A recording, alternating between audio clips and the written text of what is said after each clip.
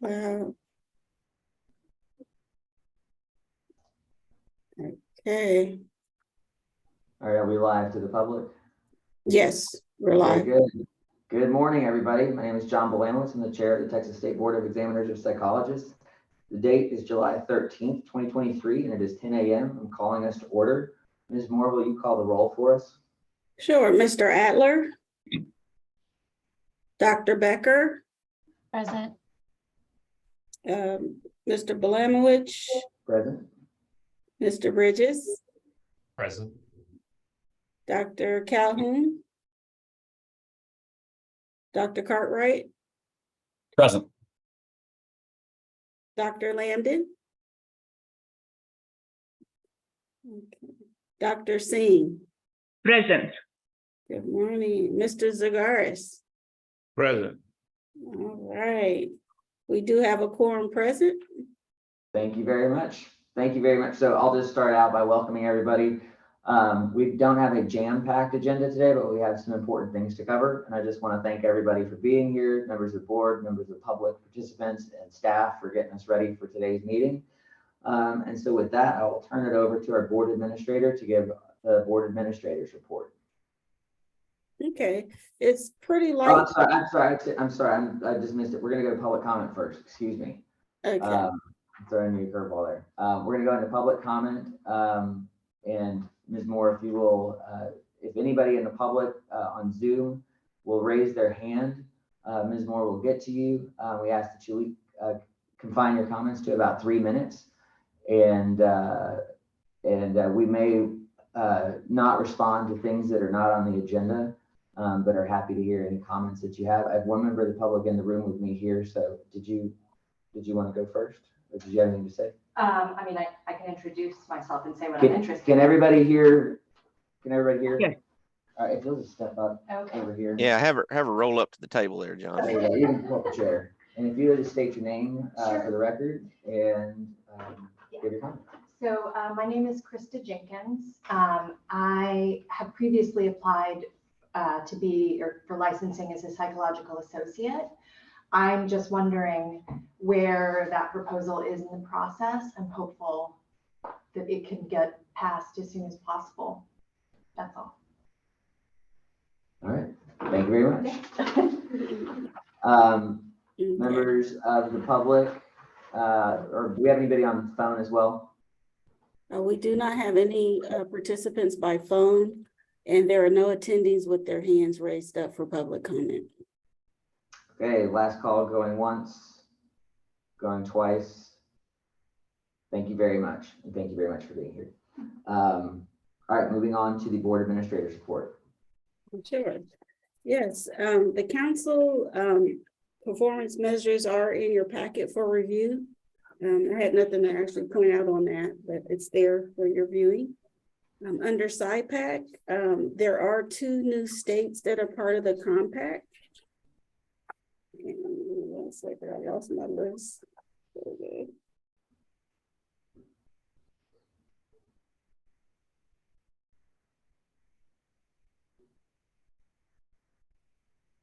Florida and Rhode Island. Sorry about that. They joined the compact this month, July 1st. So at this point, as far as SIPAC related, there are 799 Texas licensees that have the telepsychology license, and there are 51 that have the temporary license that allow them to practice in other states that are part of the compact for 30 days. Coming up for SIPAC is October 1st. They'll start doing renewal. So they'll start renewal of the licenses that are members under the SIPAC. And I think it's a minimum fee of like $20. So that is something that our licensees will see coming this October. Okay. And as far as ASPPD, we did have some participants from our board attend the mid-year meeting. I don't know if they wanted to give a little recap of that. Dr. Becker attended, and Mr. Spinks had attended. Was there anything that you guys would like to share from that meeting? Sure, I'm happy to give a brief update. Pull up my notes. Sorry, I'm woefully underprepared today. It was definitely an interesting regulatory meeting. I think there were a few themes to that meeting. The two primary hot topics were teletherapy and regulation around teletherapy, and sort of the regulation of competencies. And so they spent a lot of time talking about competencies and the regulation of competencies. We were actually in the forefront of this, and there were a lot of states that were talking about remediation. And so we actually had a good model for remediation, and I've had several states reach out to us to talk about the language in our model of remediation. So it was nice to be on the forefront of something. So that was really nice. Another thing that came up, sorry, like I said, very disorganized today. I apologize. Can I take a second just to high five you, Dr. Becker and Dr. Cartwright, for the remediation stuff that we came up with. That was I mean, y'all led that, and I'm glad that other people are noticing it because I think it was really good work. So thank you. Daryl, hop in because my brain has not yet kicked in today. But I do think it's the topic probably of what we're going to get into today about master's levels and who can supervise whom at what level was part of some of the regulatory stuff that they were getting into that I think that many states are starting to struggle with, is how master's level practice is defined, and how to regulate that and under what rules, and how that cross-pollination of who can regulate whom and who can supervise whom, and how to make that make sense from a regulatory perspective was part of what folks were getting into. The competency of practicing across state lines and the mix of what that has meant for telepsychology and teletherapies as that has boomed and grown was a big part of what was being talked about. And then an itty bitty teeny tiny part that was talked about and yet was fully wanting to be discussed, I think, by folks like myself who were there, was the EPPP2. And I think it was purposefully, in my opinion, shied away from. There was exactly one talk on the EPPP2. However, it was made very clear that the expectation is that all 50 states will be adopting a two-part test by 2026. And the expectation is adopt or have no regulatory test. So from an ASPPB standpoint, they put it out there that every state is expected to adopt a two-part test and do it by 2026. And that we should start moving towards that. They offered no understanding of what the financial burden would be to that. They put a new expert up in front of us to explain the statistics of that. But I don't know that they really answered all the questions other than to say that they have no more questions about the diversity questions that have come up about it. But they did not offer the data to be examined by any of us in the states. And the data, it seems, is very internal. So I don't know, it was very put forth as we are doing this.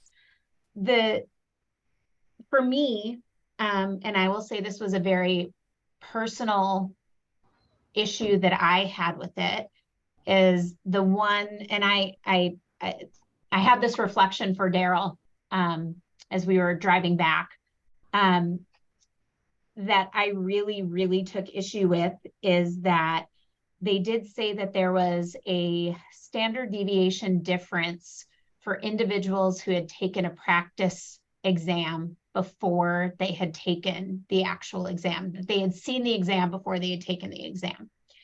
And then that they told us that there would be exams available to the public, but they would be behind a paywall.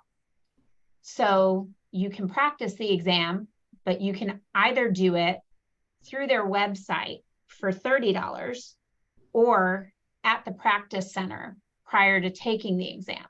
So sorry, I may have that backwards. One was for $82 and one was for $30. So there's a practice effect to it, but only if you pay for it. And that really got to me. So there are quite a few things that I really struggled with as this was being told to me, that we were expected to do this. And there was no discussion of this. It was, this is an either or. So the option is this becomes a 2-part test, or we have no test at all.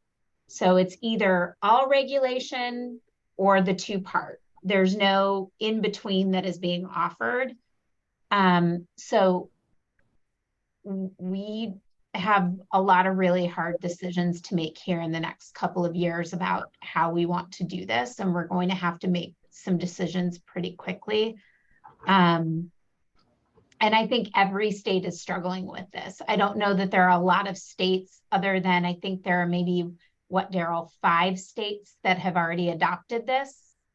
I think, but 5, I don't, 6 or 7, but yeah, but it's not like everybody is jumping to go and do this. It's really been quite challenging for folks to wrap their arms around this. The EPPP1 and the EPPP2, when they threw up the statistics, what they very clearly stated is that these study very different skill sets. But that's about it that they demonstrated. Thank you. Thank you, Dr. Becker. Mr. Seguris has his hand up. Mr. Seguris? Yes, thank you. And by the way, if that was an example of being disorganized, I'm sorry. You were very prepared, and thank you for that report, Dr. Becker. But I had one question. I'm not even going to get into the test. I mean, that's going to be a ball of not string. It's going to be a ball of barbed wire. But regarding competency, were you saying competency regarding telehealth or competency in general? Both of those were discussed as topics. Okay. Yeah. I think different states are looking at different ways in which to assess and measure competency. Much like our state, a lot of states have moved away from oral exams. And so they're looking to determine, how do you determine competency in a regulatory and kind of as a regulatory body, and looking at making sure that people are competent to practice. So also for the whole board, we have this as an agenda item later on as well. So this is not the only time we're going to talk about this today. So we've got a whole nother bite at talking about this. But Dr. Becker, thank you for the overview of how that went. I think that was important to cover. Anything else? Dr. Becker, I had a question. So did they give any kind of forum for asking questions, or like, is there going to be any ability to vote on anything, or is it all, like you said, set in stone and this is what it is, and it's either or kind of a completely black or completely white in terms of how, I mean, was there anything like open for discussion, or was it sounds like it was kind of cut and dry from the way you. Not, it was not presented to the states that we would have a say in this. This is ASPPB's plan. And even talking to the representatives there from APA, this was presented to APA as this is what is being rolled out. This is very ASPPB driven, and I don't know that it is necessarily perceived that there was a lot of input outside of ASPPB on this decision.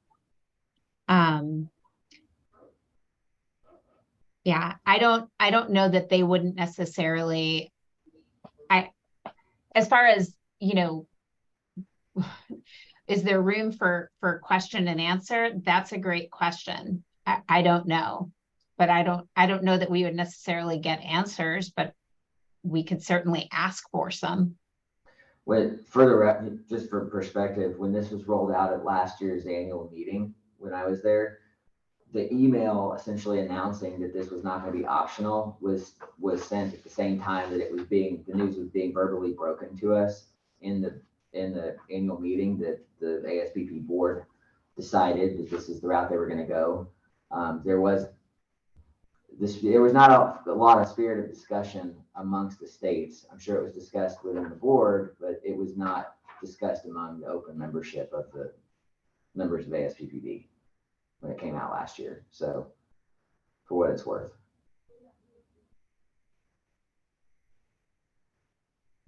The one thing I'll add to what Dr. Becker said, and this is more on the master's level, I think you're going to see quite a bit of debate in the coming year or so as they start to develop master's level model regulations, practice act type stuff, and how to deal with master's level practice.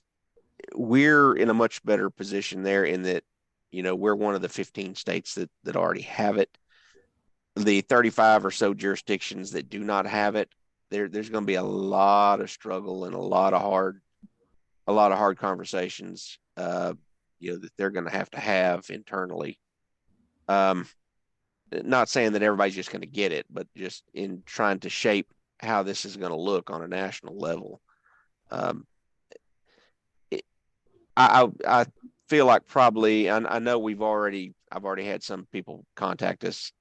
There's probably going to be a lot of folks looking at how do we do it, because you've got kind of a spectrum. You've got states that don't allow master's level practice.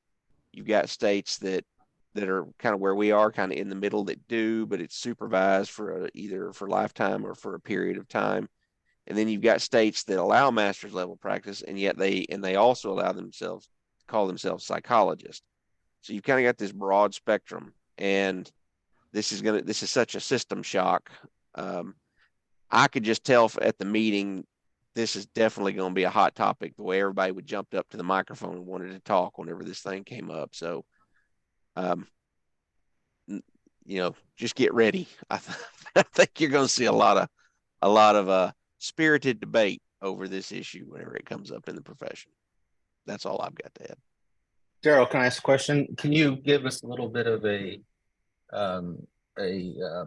few seconds what it was like, the kind of points that are being made about, is it kind of stuff we've heard before?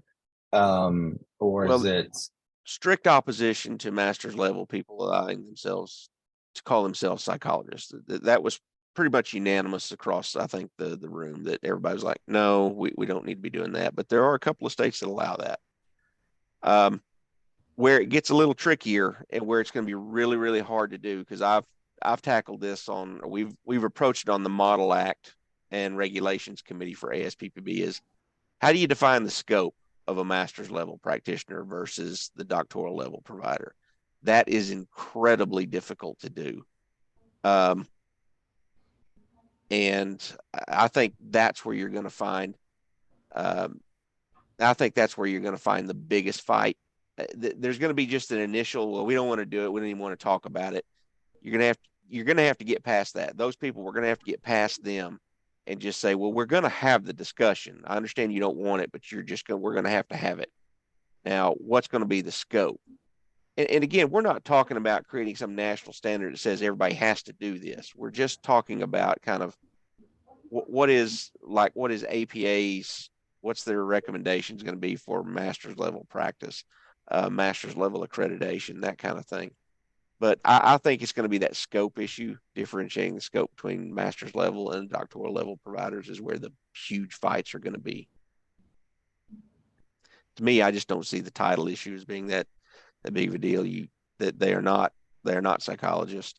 We shouldn't allow that use of the title that way. So, and everybody was pretty much in agreement with that. It seemed like I didn't hear anybody speak against that. It's just the scope issue.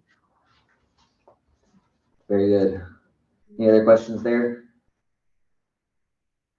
I would like to say that I'm an individual who's been fighting that issue for almost 50 years.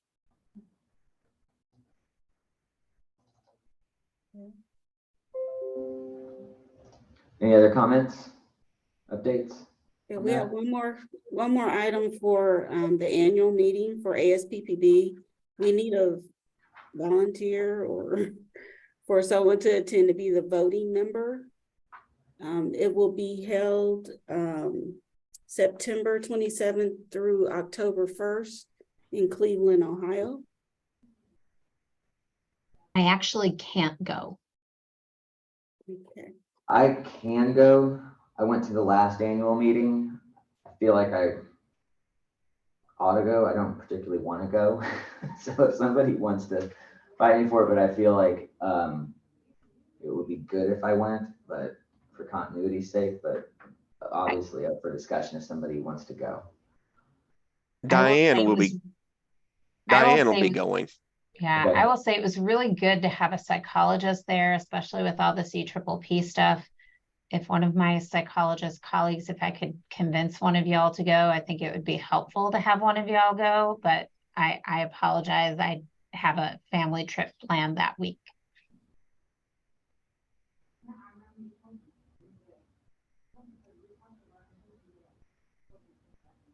I can volunteer. All right, your second. I second that. All right, you've heard the motion and second. Is there any discussion?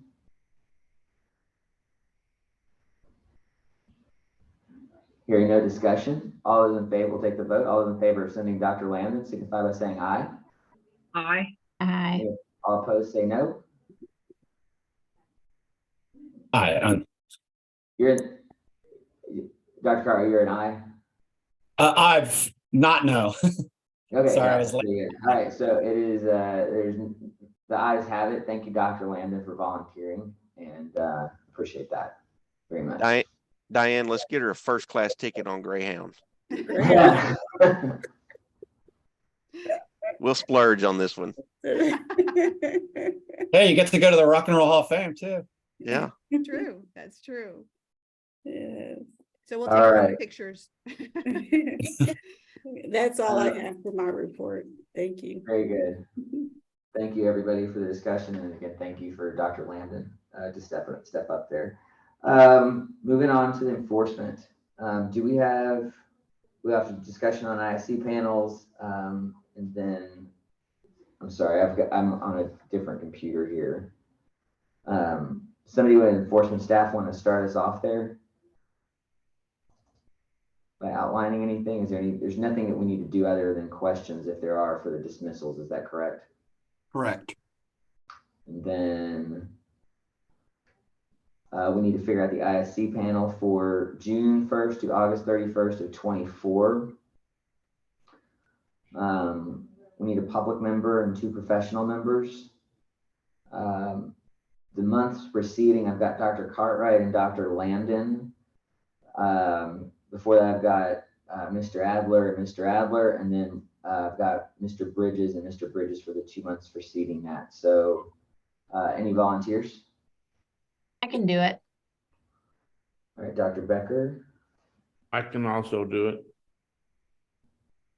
Let's also keep in mind that officially our terms end, That's right. Mr. Zaguris and Mr. Bridges Halloween of this year, although we're fighting to stay on, but that's way past, so it's a big question mark.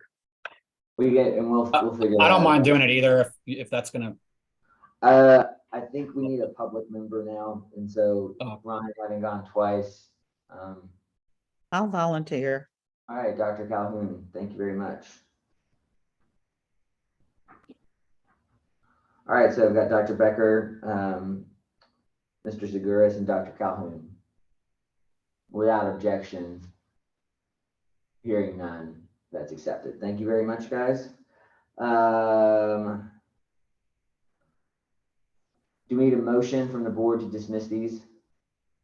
No, we don't have any. None, okay. Yeah. Agency council, review of agreed orders. Is there anything we need to do there? No, sir.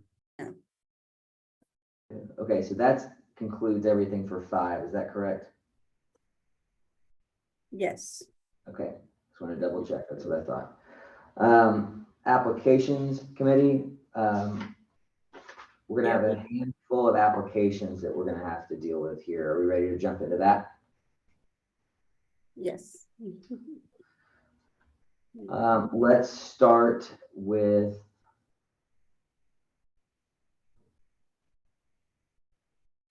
take that back in a second here. Which one? I'm looking at these are numbered differently on my thing here. I can't read it here. Are we gonna? Okay. Oh, I'm sorry. They're in folders. Never mind. Okay, let's start with Durham. Okay.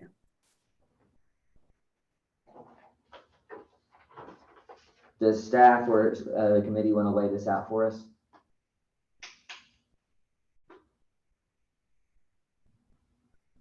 I'm Okay. not, go ahead.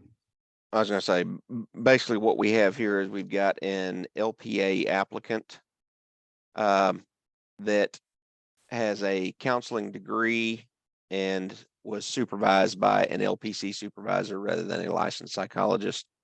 And the issue obviously being it's not a psychology degree and they were not supervised by a licensed psychologist, therefore they are not eligible for the LPA license. So, I mean, that's what it is. Is the applicant here in attendance today via Zoom? Let's see.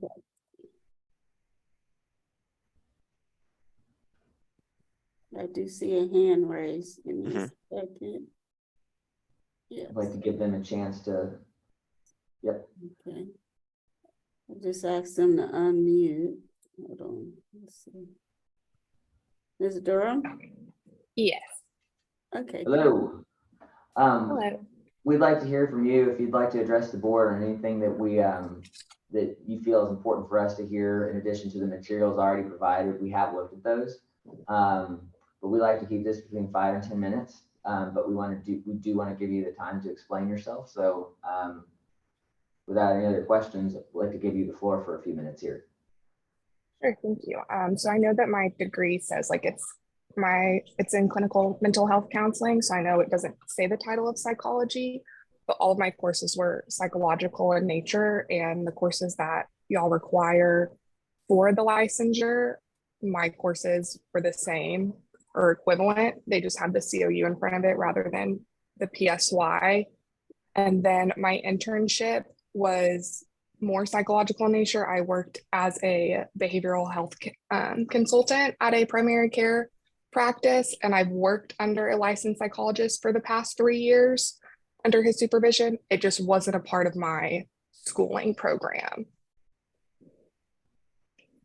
So I don't know if there is another way to have him sign off on things. Since I've been working under him, it just wasn't in the formal context of it being a part of my graduate program. So I may be overlooking it. Was that part of the application with his signing off on that, or would that be something different? That's where I talked to the person that was looking over my application, and they weren't very clear on it since it wasn't during school. And so he didn't know, my boss, who's the licensed psychologist, didn't know if he could sign off on anything because it wasn't a part of my schooling program. And I guess what I'm asking is I just want to be clear. I don't see it here. I could be overlooking it. It's not part of the written application. Is that, I'm not overlooking it here, am I? Correct. Since Okay. it wasn't a part of school, I didn't know if I should then Understood. include that. Any other questions from the board? Have you considered getting an LPC instead of an LPA, which might be more appropriate and easier pathway given your degree and supervision? Yeah, so I currently have my LPCA license and I'm working on full licensure for that. I just wanted to have my LPA as well. Can I ask for what reason you wanted to get an LPA in addition? Yes, just since a lot of people, because I'm work as like a psychometrician and ideally would like to do more of that through counseling or like as a counselor and do assessments, and just a lot of people don't know that a counselor can do it, and just to have that extra credential to then know that I do have the knowledge that comes with administering and scoring, and then to learn more about the interpretation of assessments to then be able to do that independently. Got it. Thank you. Any other questions from the board?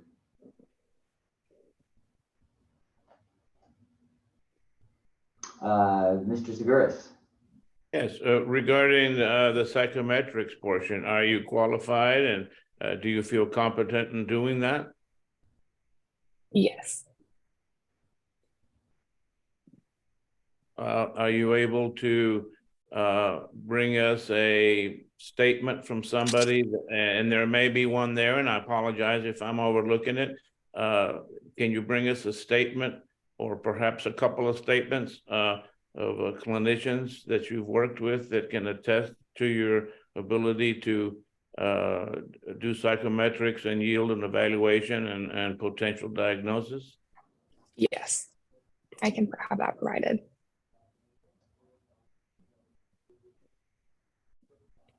Then I say, if you can do that, I think it would be appropriate for us to award you a license. I am a person that has an education degree. I took the extra hours. The difference between my degree and yours is that I was supervised in college by an LP, and so you deviated a little bit from the program, but I like what I'm hearing from you. If I see something that verifies your ability to do what you say you want to do, then I don't have any problem with you getting licensed. I just want to make sure that I understand, Mr. M. So you have a counseling degree, and within your program, you were supervised by an LPC for your LPC degree. And now that you've completed the degree, you're trying to get licensed as an LPA, and those hours are being certified by a licensed psychologist, but those hours are separate from your actual schooling program? Yes and no. So I'm currently being supervised for my counseling license by a licensed professional counselor supervisor. But then so I do some of those hours through like Talkspace for like counseling. So like not psychological, but I work for Dr. Justin O'Rourke, who's like a clinical neuropsychologist and is a board certified neuropsychologist. And so I've been working under him for the past 3 years. So I did it while I was in school and since I've graduated. Just none of those hours or supervision were done for the purpose of my degree. Okay, but they've been done here in Texas. Correct. All of them have been. Okay, got it. She's got two problems there, Dr. Becker. One, the non-psych degree, and then two, she doesn't have the 6 hours of instruction supervised by a psychologist within the degree program. Within the degree program. Correct. It's not that it hasn't happened, it's that it didn't happen as part of the degree program. Correct. But I would say if she's been doing this for 3 years, Ms. Durham, you've exceeded the 6 hours, surely. Correct? I would like to think so. I know too, there's the argument of like the rule change too. So I know then that happens because I started my degree prior to August 31st of 2021, but then my degree would then have been more psychological in nature. So really it's just that my degree doesn't say psychology in it. And then that my supervision wasn't a part of my schooling program, but I've been working under a licensed psychologist. And I can have him provide a recommendation letter and the other neuropsychologists that I work with to provide a letter stating that about my competency and everything as well. Ms. Durham, what are they doing separate and apart from the LPC supervisor? How are they supervising you separate from what that LPCS is doing? So he's supervising my like counseling side of things for like talk space. When you say he, are you talking about the LPCS? Correct. So yes, my LPCS is doing the counseling side of it. So the traditional like talk therapy. And then my psychologist for my work is doing, going over my scoring, had done all my training for administering the test, scoring the test, and things like that. And then any case conceptualization when it comes to, clients, just to kind of, for my own personal practice of understanding what leads to what and understanding more like diagnosing, but I don't do any of the diagnosing. So are you working at a separate, is the work, your supervising experience for the counseling, the LPC, is that different from where you work for the psychologists? Yes. Okay. I have a question too. Was there any sort of practicum where you did assessment in your practicum within your program? Because I see mainly counseling, but I know that there was assessment and counseling as well. But just wondering about that, if there's like an actual supervised experience within the program where you were doing any assessment.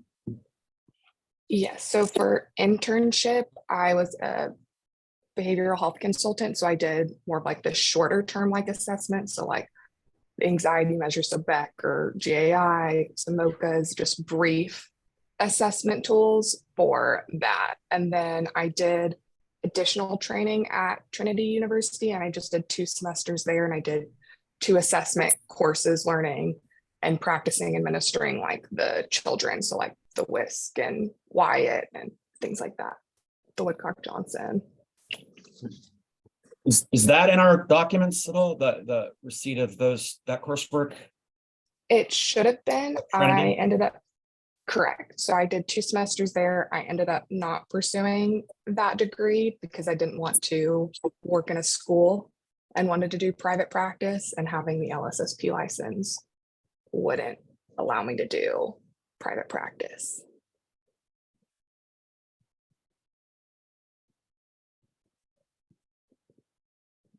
Any other questions?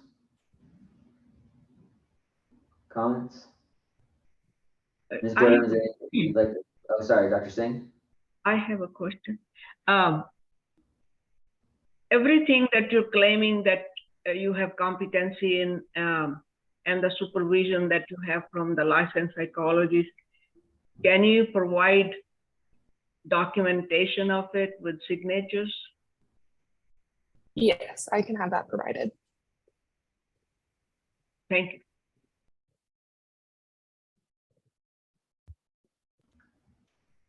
Ms. Durham, is there anything you'd like to close with? Not that I can think of, but I can definitely I will reach out to them and have them sign those letters. It's just, how do you want me to then provide those letters to y'all? All right, if you will just hang on for a second here, I'm going to give the board an opportunity to discuss amongst ourselves. We may come back to you, but thank you very much for being here today. Perfect, thank you. I appreciate the opportunity. Thank you. Okay, board discussion. Motion? So one question. So did she say that she did have the coursework? Did she complete the coursework and the assessment, with the school-based assessment and all of that? Was that actually completed? And is there a transcript of it so we can see the courses that were taken? And can that be provided? I think that would be important for us to see to make a decision. or to at least help make a decision. Let me short circuit some of this, guys. When you boil this issue down, the question, you got to answer the question first. Are you going to let somebody in without a psych degree? She does not have a psychology degree. The rule requires a psychology degree. And so I think that's the first question we have to answer. And if you say, well, yeah, the rule says that, but we're going to let her in, then I think you can start talking about, well, what would she have to show in order to qualify under that? My problem from the administrator standpoint is your rule doesn't allow for an exception to that. The remediation language that we're talking about adding to the rule today under 463.8 wouldn't allow for an exception because it says you have to have a degree in psychology. So I don't want to build up false hope in Miss Durham here if the rule says you got to have a psych degree. I have a Yeah, comment. Sorry. do you mind if I? No, It's go quick. ahead. It's quick. Go ahead, Dr. So I'm in agreement with Daryl. We've had talk about, recently about, other contexts, the name of the degree, the discipline, that's one thing. But to be supervised as part of your degree plan by a psychologist is hard to go around, no matter what kind of remediation we're talking about. And she's already, we're not holding back her employment. She's already as an LPC, but it just turns out that or LPCA, that degree plan wasn't probably made to produce LPAs or LPCs. And it's kind of like a thing where it's no matter what letters we may get, she may be able to help in the administration of some tests, but not the point where she can actually maybe write a report herself as being licensed as an LPA. So I think those are two huge obstacles, and I don't know if I would be willing to ignore those. Yeah, I agree with the both of you. I think, unfortunately, Ms. Durham is trying to straddle two different disciplines, and I'm not going to say they're completely different. There's certainly a lot of overlap, but again, if we have rules in place that state that you have to have a degree in psychology, then it's a bigger issue than this particular case, because if we make this exception for Ms. Durham, who it sounds like discovered, something she wanted to do after committing to a degree plan and committing to a course of study, that she discovered it and liked it, which I can completely understand. But sadly, there's a lot of people out there that are in that particular situation. I think we have to look at it, how this would impact subsequent applications that are going to bring this issue to hand, to say I have a counseling degree, but I would love to do some assessment and I would love to do it independently.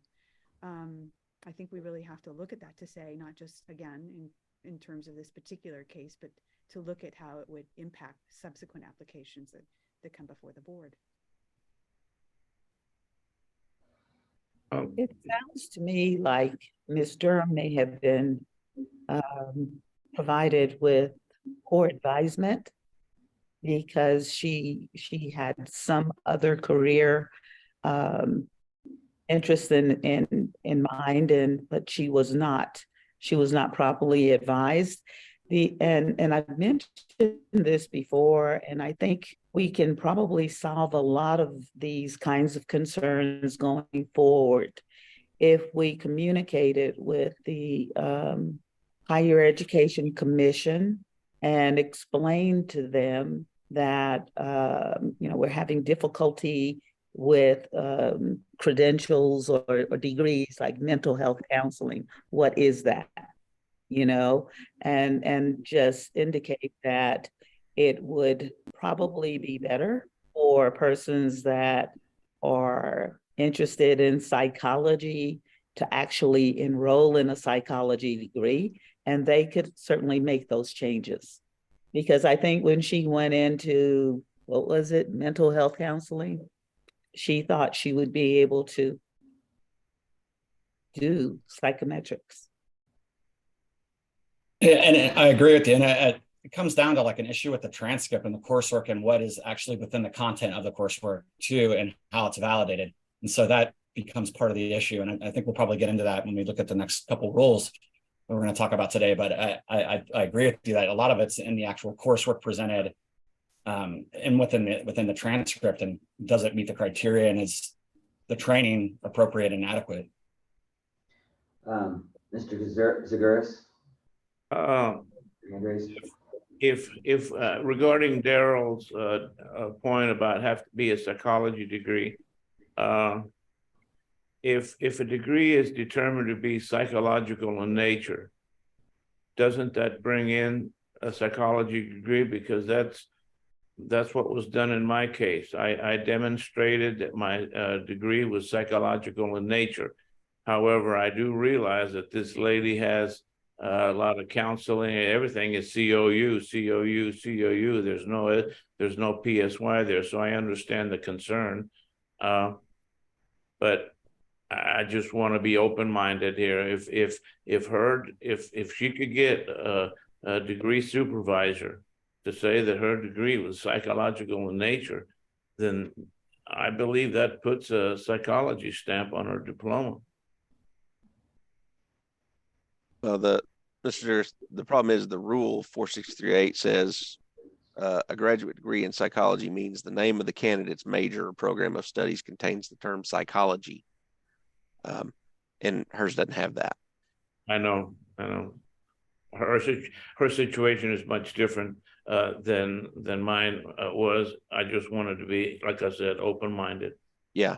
What you're illustrating is kind of a point that one of the good things about being at BHEC is I can watch the other professions, and they all struggle with this about, okay, well, as a marriage and family therapy board, can we accept a counseling degree? Vice versa. They get into that all the time. Okay. So it's y'all are not unique in struggling with this. It's all this kind of, when you start looking at the application of the rule and the words, and what, where do we draw? We have to speak with the words to draw the line. And so what is that? Because you can't say, I can understand that if you just said psychology or related, I imagine that's setting off alarm bells for some of you PhDs here and probably out in the audience as well. But psychological in nature, I mean, do you draw? If the rule said psychological in nature, perhaps that you can look at this coursework and say that it is. But the question is, where would you draw the line? But to Daryl's point, under the law, under the rule, it's psychology, period, and full stop. Is that correct, Daryl? Yeah. And you got to keep in mind that it's to practice independently in the community, like independently. So, I mean, that's something to think about. I mean, not within under a school building as a school, we're talking about independent private practice essentially. So it's a step for sure. To the point Daryl made a few minutes ago, I mean, the rule as it's written currently is pretty black and white. And, I also worry about precedence setting, I guess, on some level. I don't know. That's a hurdle I can't get over. I think it would be a lot to ask of Daryl, but I think we should have some discussions with the Commission on Higher Education, and we should let them know the difficulty their students are having that are completing degrees that say counseling, and they think that it's going to prepare them to be a practicing psychologist or to do psychometrics, that sort of thing. I think we need to let them know that, so that when these degrees come up for approval, they're aware of that. And before they approve them, they know what the potential fallout can be for a student that completes this degree. I'll see if I can reach out, Dr. Cahoon. I'll see if I can reach out to somebody over there. I don't know anybody over there, but I'll do some cold calling and see if I can get in touch with somebody and visit with them about that. I think something else that's, I think, worth noting though, is that if these schools are, no matter what they call it, if they're teaching the things that are required that we're looking for, is it not somewhat incumbent upon us to tailor our rules to fit what they're teaching, if that's the case, whether if they're calling it something else? And so it's a little bit of a two-way street, I think, if they're actually teaching stuff that we would qualify somebody to enter for the, for this license. I feel like it's a question we have to ask. I want to say that we have different boards and different licensures for different sorts of degrees that serve different aspects of mental health. And just like Mr. Spinks was saying, that many people, they decide after having certain degree that they want to be marriage and family therapist, and they want to now go LMFT. And that may be okay, but then they need to go back and obtain another degree. Psychometrics is the main thing psychologists write about, that keeping still in our, our domain. And even though somebody may have two courses, if they were working under complete supervision, that would be one thing. But if under LPC, people go independently working, and now LPA may be also. And so there is a lot to assessment, and a lot can go wrong with assessment if you don't have very, if you don't have proper training, proper supervision, and lots of experience. So I feel like this issue is a rule issue, and if we're gonna start bending rules like this, then why even let anybody apply? Because and also I am very impressed with Mr. Andoni's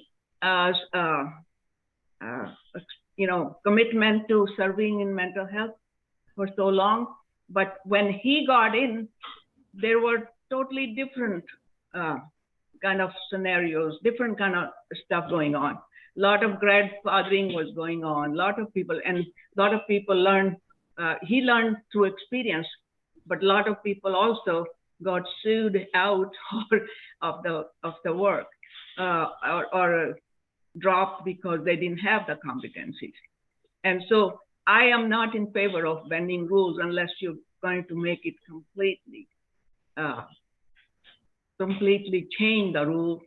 Otherwise, it's going to create false hopes for everyone. Dr. Landon? Yes, I was just thinking, I think to several people's point here, that the rule's written and it's pretty black and white. And I'm compassionate about someone who wants to work in a certain direction and continue to, has goals. But it's pretty difficult to do this after the fact. I think you have to kind of, allow that certain training will not apply. And I think it's important to consider what sort of training perhaps you should look into, so that your training is more aligned with the license, being a regulatory body, with the license that you're pursuing, especially if you want to do independent work. And to somebody's comment, and I apologize, I can't remember which one of us, spoke about this, but, and I think it was Dr. Calhoun actually, that there's all sorts of degrees, especially now. And I think maybe a few months back, or maybe even a year now, excuse me, we had somebody that came before the board that had a license that had been obtained online. And there was a question about whether that degree would meet all of the requirements that we have for seeking a license in psychology. So to your point, Dr. Calhoun, I think it's important maybe to reach out to some of those institutions or organizations that regulate that. I think, you know, it's a business. You know, when you educate people, there's a component that certainly is a business. And I think as consumers, sometimes if you're not well versed in, you know, going forward and the degree, the long-term goal that you're seeking, meaning licensing, and whether or not that degree will allow you to comply and meet all of the requirements of that license, you know, I mean, it's certainly recommended, but I don't know how many people. I think sometimes you'll get people that don't necessarily do that. And it would be good for, you know, schools and certainly institutions to have at least a little bit of a warning on there about, you know, what their degree program will prepare applicants for or not, because that's a lot to invest, a lot of time, and certainly a lot of money to invest in training. So just kind of some thoughts there. All right. Appreciate all the discussion here. Are there any, there's not more discussion. I think a motion would be in order.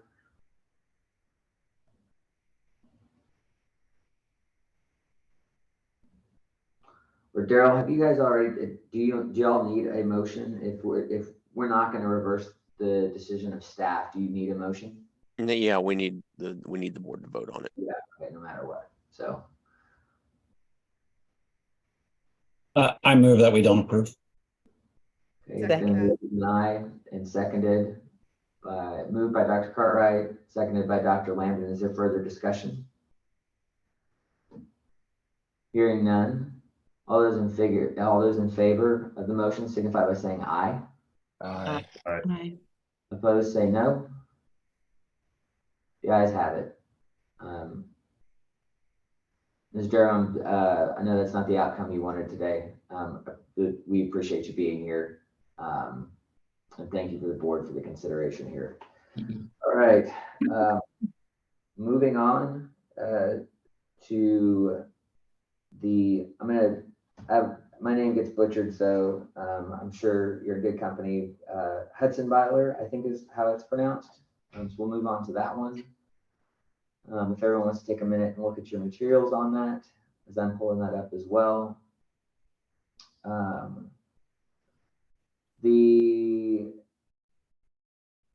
Daryl, help me out here. So we're missing. They're shy about 2 semester hours of the 6 required semester hours of supervision within the graduate degree program.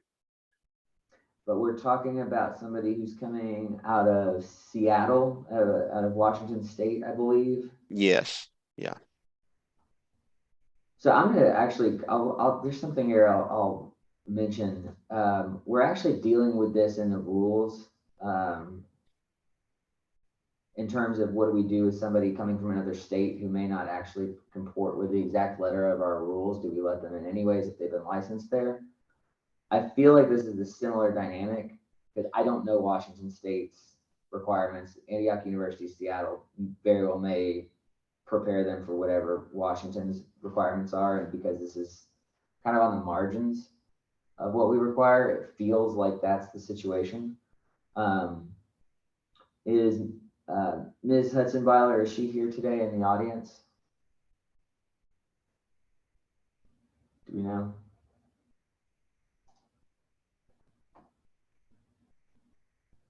There's no hands raised, and I don't see her listed by name. Okay, so if Ms. Hudson Byler is here, please raise your hand. Otherwise, we'll start discussing this.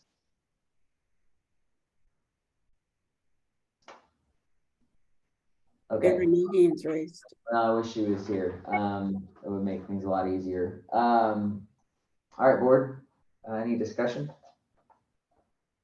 Or staff, do you want to lay out any more than I've already said?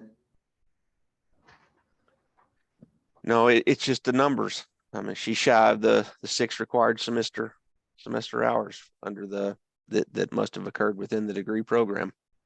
Is this something where we have the capacity to do remediation as it stands? Not right now, but if you adopt the changes to 463.8 later on, I think that then gives her the opportunity to go back and correct that. She's got the qualifying degree and everything. It's just a numbers game. She just needs some additional hours. So the fact that she's not here, do we have the ability to table this and leave it in limbo for another cycle, or do we need to make an action on this today? I would not recommend tabling it because you don't know if she's going to go back and correct it. And I don't want an open application just sitting there on our docket. Right. Doris, I'm assuming it's Doris that handled this. Doris, are you out there? Raise your hand if you are. There she is. Doris, can you hear me? She's got her hand raised. There we go. Mute. Okay. Yes, I'm here. Okay. Hello. Correct me if I'm wrong, but this lady, she's shy like an hour and a half or 2 hours of. It's the practicum she's shy on. The practicum? Yeah. She doesn't have enough practicum hours. Okay. Okay. I'm sorry. So she was doing quarter hours. And so when you add them all up, she's short the 2. But that's the 6 hours that we're the talking 6 about. hours. Yeah. Right. Okay. All right. So, but other than that, she's good across the board, except for that one issue. I think so. Let me double check. Yeah. May I ask a But I think question? so. Yeah. May I ask a question? Yeah. To me. Yes, Yeah. yes. And so for clarity, I apologize. I do remember that within the scope of her formal degree plan, that some of the supervision, I believe, was an issue that she was counting under year 2 under professional seminar, some of those hours. But as I recall reading the documents, in terms of the letter that was sent in support of her hours and her training, did say that the professional seminar was meant to cover group supervision and clinical instruction, but did not allow for, did not offer supervision, clinical supervision. Am I correct? I think so. Yeah, she's a lot of the classes that she had were lecture classes and not supervision classes or things that she would actually practice anything. So we had to we tried to be as liberal as possible, try to figure out if she could possibly have it, from that group that she gave us. So, we came up with 4 hours and that was it. We couldn't see from her courses or anything that she had on her transcript that she made the cutoff. I also noticed, and maybe I'm wrong in interpreting this, but I also noticed that when she was requested to provide support of her training, that the letter in support of her program did not come from the supervisors that were part of the. Yeah, she was doing a doctoral program, and some of that came from her doctoral people. We can't count that because we have to have it in 1 degree. So we had to only look at her master's degree. So there were things coming through that we had to cut off. We had to separate. Yes. That's what we looked at. And if she would get her doctorate degree, I don't know if she'd have the classes she would need to get it, because if we have to go through just her doctorate program. But if you do change the rules, then there might be some hope for her. But right now there isn't. I can't see anything. So we could move to contingent upon the rule to make a remediation or do something here contingent upon this rule passing, because it's still got to go up to BHEC. Yeah, it depends on how you state the rule. As far as I know that, when it's finished, what we would have to be able to, she can just continue education. I believe, people should be able to continue education, but as the rule sits, we have to sit in that little bubble. Short answer, John. Yeah, you can. You Mhm. can. Yeah, you could do it contingent. Question becomes, how long you gonna? Yeah. That's where it sits on the docket. It starts cutting against us on performance measures. She's already her application's been open for 128 days right now. So that's way past the 90 days that we normally give. I get it. I think at this point it's a matter of figuring out what's the right thing to do, and we'll have to deal with that. Did we get to Monica yet? Did she has her hand raised? Just waiting my turn, sir. Go for it. Yeah, I mean, we reviewed her transcript from top to bottom, and we only identified one course over several semesters that gave her like 5 quarter hours, which only equaled that 3 semester hours. So she's about half the hours that she needs. She also has a mental health counseling license in Washington State. I don't know if an LPC would be her best route as well. But I mean, we've gone through every supervision course that we could possibly do. We even looked at those 3 seminar courses, which we identified as more classroom instruction. We did take that to the applications committee, and both Mr. Adler and Mr. Bridges did agree with us on that those were not supervision courses. Gotcha.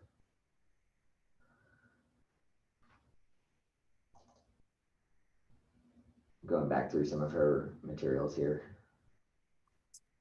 It almost looks like, I mean, is she working on her dissertation right now? I mean, it looks like she's not that far off from even getting there. Yes, it appears she's very close to the end of her doctorate. Mhm. I don't think I saw an internship just yet, but yeah, I do see dissertation. So she's pretty close to that as well. I just see pre-intern dissertation continuation 2023. So I mean, this is like this year. She's been working on that as well. Just something to consider. Yes, sir. Most likely it's just they're trying to get the LPA in order to take the EPP exam while they're still in their doctoral program. It's not uncommon for that to happen.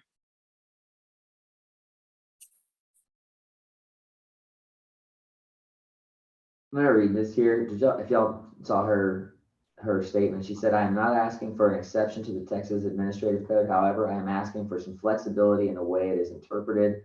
22 TAC 463.8 does not explicitly state that these 6 semester credit hours, 9 quarter hours, must be observed on an official transcript. The 513 hours in this training setting translates to well over 4 credit hours. I'm asking the board to please reconsider my denied application and offer this flexibility regarding the code interpretation." She's happy to provide additional clarifying documents.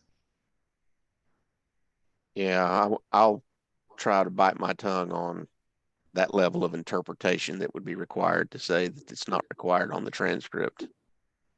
I don't want us to get in the business of that level of gamesmanship of our own rules, really. So the question really becomes is if we're gonna modify the rule as it's proposed later today and send it up to BHEC, is there a remediation essentially that we want to do? Is that accurate? Am I missing something there? No, I think that's a good synopsis. Okay. I mean, even if you don't even if you say, well, look, we're just denying you now, but you can reapply and ask for remediation once you've got the hours. I cannot fathom if I guess she might need to know what remediation would be acceptable, but I just can't fathom her not eventually being able to get this license through some sort of remediative efforts. Yeah, it's hard to do remediation without them here, because every time we've done that, there's been a discussion and we're able to kind of probe out what the deficiency may be that the board feels like they want to see from the applicant. I feel that since she's still in school and hasn't completed her degree yet, she has the opportunity to remediate herself, all these things, and let her program director and other people involved with her, help her to get everything in line for the licensure. In all honesty, if she's going for her PhD, is she going for a PhD in psych, Monica, Doris? I believe so. So if she's going to have to go through a formal internship, that's going to be that's going to be more than enough remediation to cure this problem. Let me be creative again. Why wouldn't we say that a master diesel mechanic doesn't need to be, he's not going to be certified as an assistant anymore. I mean, to me, she'd be well above whatever credential is required for an LPA in terms of what she's doing right now.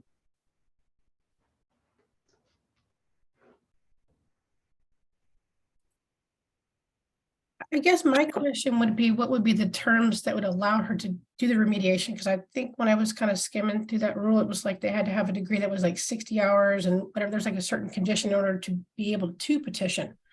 Now, at least in her case, she's got 79 hours, so that wouldn't be an issue for her. But anybody less than that, I mean, when you cap it at an hour, it eliminates some of the population who only has, say, 42 hours or whatnot. So it feels to me like if the board has ideas on, assuming we're going to pass this rule later, conditioning it on that, we have some leeway here. And if not, we can essentially ask her to come back.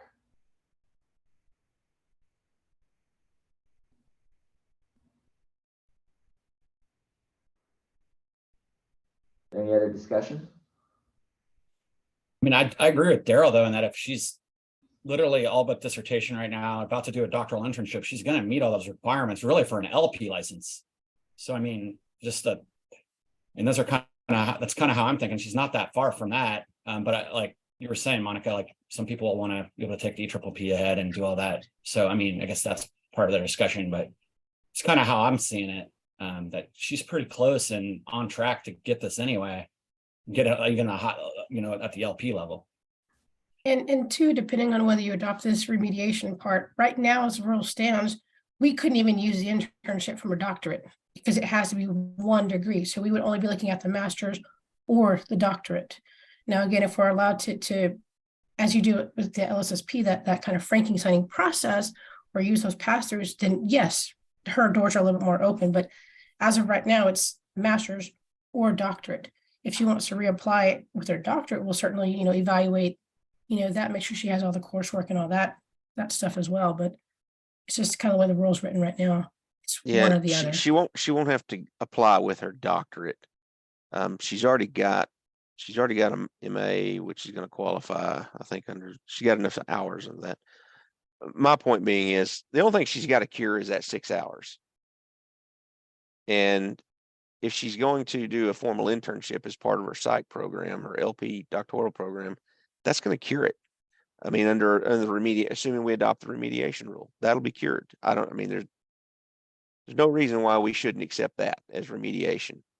And Yes, my question to her would be is why in the world are you applying for the LPA at that point? Just apply for go for the PLP. That's my point. She doesn't need an LPA. Yeah. All right. Any further discussion? I think we're talking about now, and that's the master's.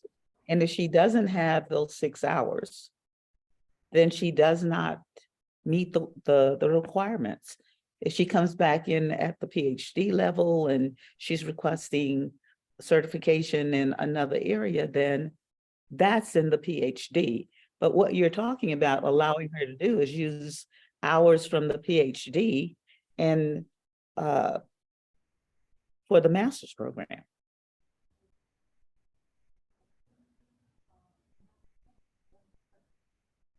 I'm sorry.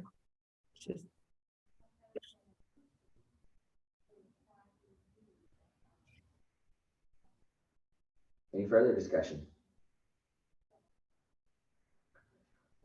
Any motions? I make a motion that we table this, and I know we said we shouldn't table it, but can we table it for a few hours after we discuss 4638? Is there a motion to table it and we'll bring it back up later? So the motion is to table it and bring it up after the rules. To delay, is that correct, Mr. Zagouris? Yes. All right, I've heard the motion. Is there a second?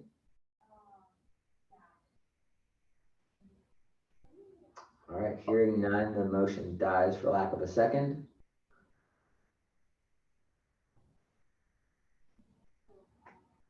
Floor is open.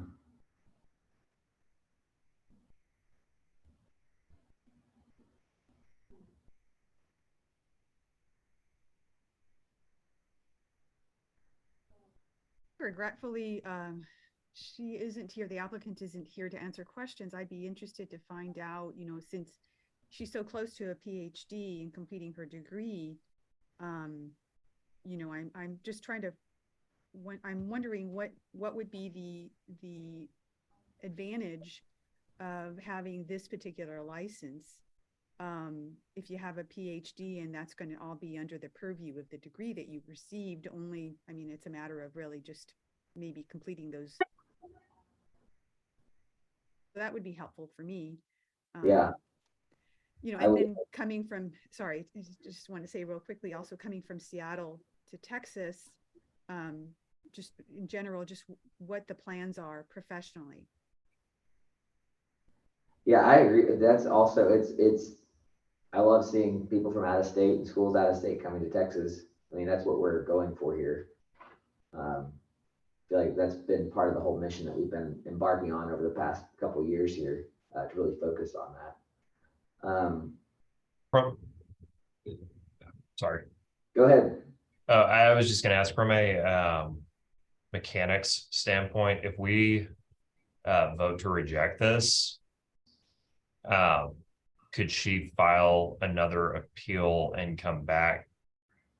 Because I mean, I think that's part of the problem here is that she's not here, and I would really appreciate hearing from her on some of these points.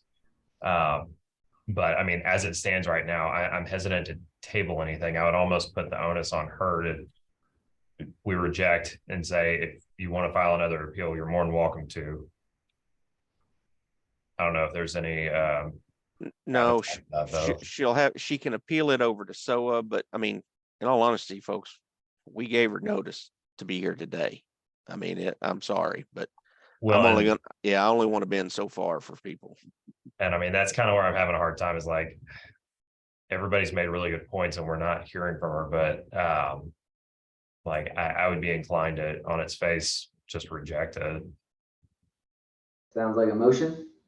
Yeah, I'll make the motion to reject. I second. Been moved and seconded. Is there any further discussion? Hearing none. All those in favor signify by saying aye. Aye. Aye. Opposed say no. You guys have it. So I think just as a statement here, I don't think that was the direction we wanted to go. I think that if she puts in another application or hopefully gets really close to the full LP license, I hope that she doesn't take offense to that rejection because we're excited to have her and want her. I think obviously it's just based on the rule, we are unable to do anything at this time. So and that's just me speaking for me. Okay, do we need a break or do you think we can do one more, ladies and gentlemen? Do another. All right. Hang on. To Shearart. I'm not sure if that's the correct way to say it. I'm pulling that up right now. Hope you guys are too. And this is the LSSP.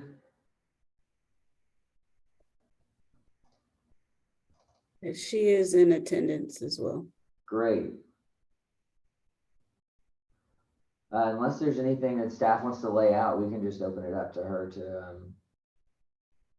to state her case and have questions if we have them. I'm fine with that. Good deal. All right.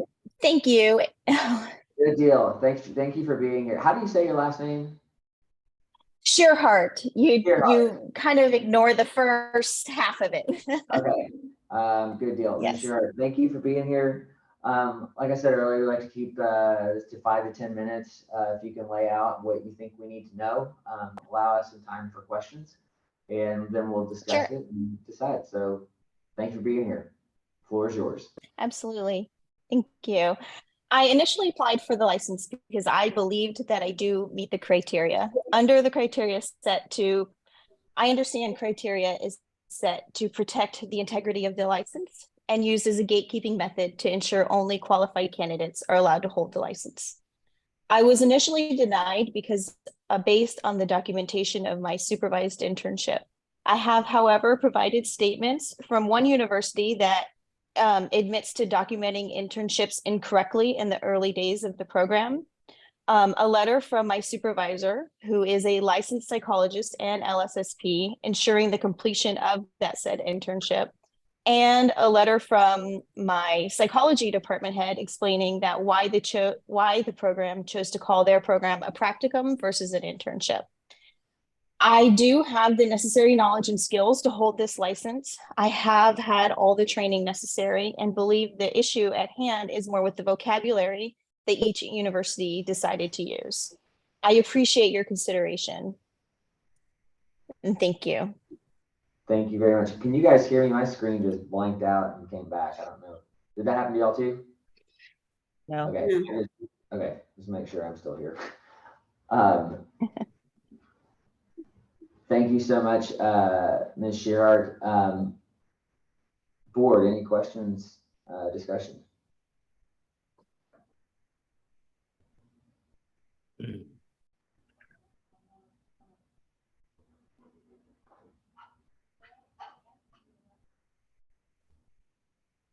I don't know if I'm doing a bad job spurring conversation today, or you guys, this is the quietest that this board has been in a long time.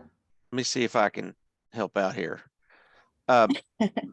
Doris, correct me if I'm wrong, but this individual, or whoever, Doris or Monica. Yes, yes. This individual, the practicum is a counseling practicum, and it was not part of it's not part of the master's program that's being relied upon for the LSSP, correct? Right, correct. Okay, and so we got two problems here. You got the graduate degree that the individual is relying upon to apply for the LSSP. It does not contain an internship. And then the individual has got this other degree from the University of St. Thomas. It appears to be some sort of counseling degree. And it says it's a practicum, a counseling practicum. And they're trying to add that, Frankenstein that in. And that's problematic for two reasons.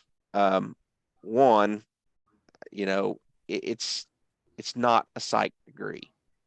It looks like it's a counseling degree. And I mean, with all due respect, people can put whatever they want to in letters after the fact, but I mean, what the transcript is kind of the proof in the pudding, if you will.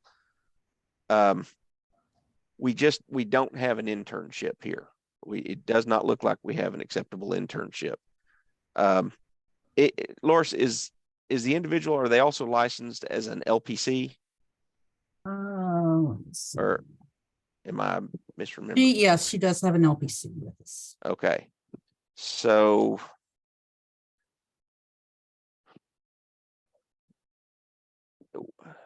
Miss Tassarak, what I'm sorry, what was your name? How do you say it? Shearhart. Shearhart. Okay, Shearhart. The counseling practicum that's on your St. Thomas transcript, did you use that as your practicum when you applied for the LPC? So there was two parts, and that's where the improper, I think, documentation comes into play. There was a practicum that was done at school where they listed it as practicum, and that was overseen by the licensed psychologist LSSP that I'm using as my application for for this license. I later, after I was graduated, then used hours after that to apply for my LPC license. So you didn't even use the counseling practicum that's on your St. Thomas transcript to apply for the LPC license? Correct. Okay. Other than the meeting of criteria of, I guess, having a practicum. At that time, the program was still figuring out exactly how to label everything. And the requirement was for 1 semester of practicum, and they only put that on the transcript. Anything we did above that, they did not put on the transcript. And we had to hold the documentation ourselves. And so in applying for this license, I resubmitted that documentation to the university with an appeal to either update my transcript properly to the way the standards they're doing it now, or to send you all a letter stating that fact, which I believe they sent the letter. Let me see if I can simplify this maybe a bit. Your degree from St. Thomas, that's a counseling degree, right? That's correct. Okay. All right. Well, we can't use, I mean, I'm talking to the board now, but I don't think we can use something off of a counseling degree to satisfy the internship or practicum requirements for the LSSP. This circles right back into that same discussion we had under Durham. But I mean, that's the issue. I think those are the Doris. Have I captured it right? Is that a synopsis of it? Yes, you can't use that. Okay. If I may, I do also hold a degree in psychology, and that is where there is where they've called it a practicum versus an internship. There's a series of 3 courses. And there should be a letter from a Dr. Janine Craig in your materials supporting that the reason the university called it a practicum versus an internship is because most of the students matriculate in with a clinical license already. So they offered this additional program as a practicum. They called it a practicum versus a clinical internship.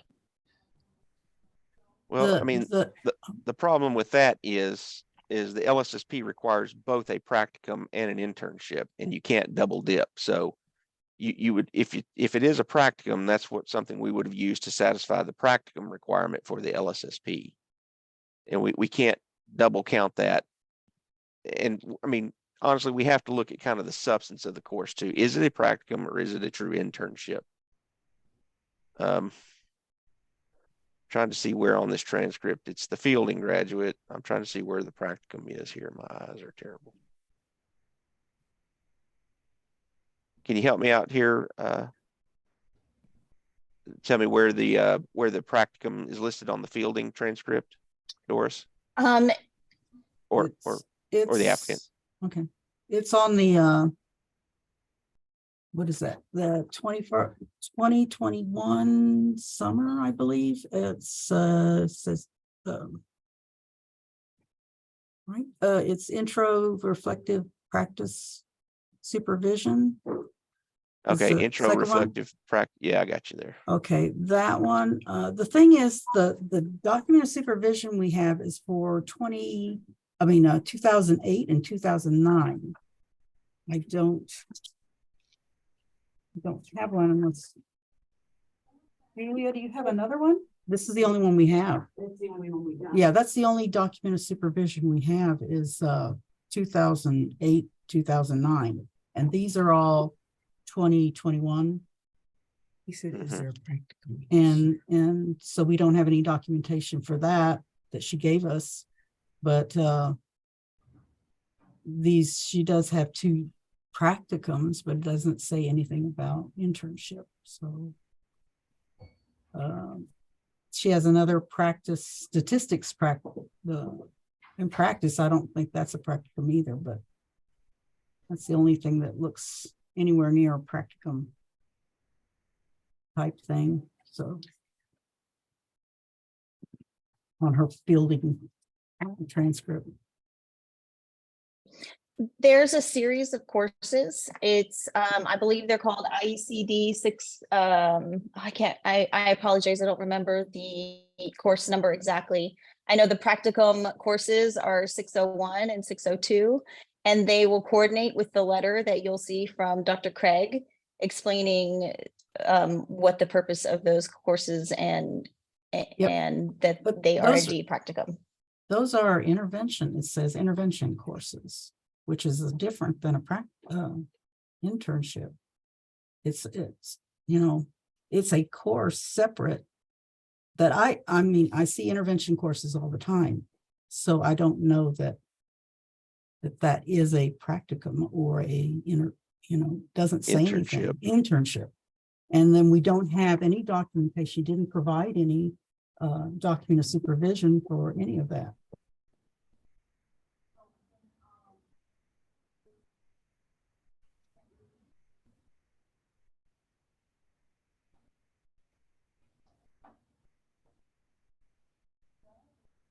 And we don't accept letters. You just need to provide them with the document of supervision and they can fill it out. And that way we can see exactly that they are signing off on saying it was an internship, but we don't have any proof. And in her letter, it says that they don't offer a clinical internship in that IECD program.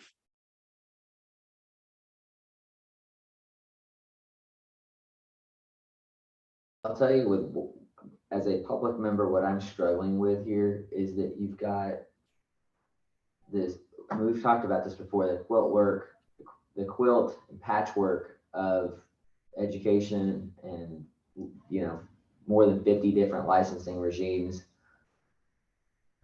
That's what I'm struggling with on the whole here, is these details of people who are obviously educated, obviously qualified to do many things, and they're not fitting the rule. Mm-hmm. That's what I'm struggling with right now.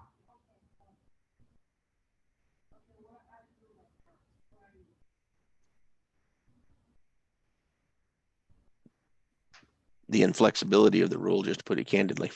Yeah. Because if we're looking at it as rule makers and lawyers, yeah, I mean, it's easy to say no and deny these. But on the whole, zooming out, I'm having a harder time denying these.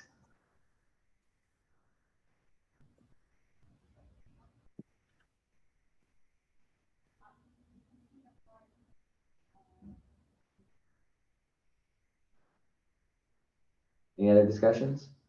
I hear what you're saying.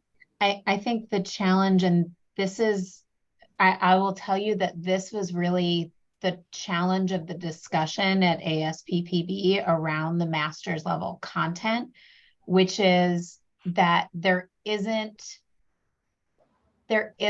necessarily a set of rules around what the education is consistently in degrees. And so that's why every challenge is a different challenge. And so, we can change our regulatory rules and make this more broad, and we still may not get every situation right. And that's what is making this hard from a regulatory standpoint, is that everybody has a story and the story sounds good, but you still need boundaries and rules around this that make sense from a competency standpoint. And there has to be some level of boundary and expectation. And the rules are set forth and they're very clear and rigid. And I'm hearing it and I understand it.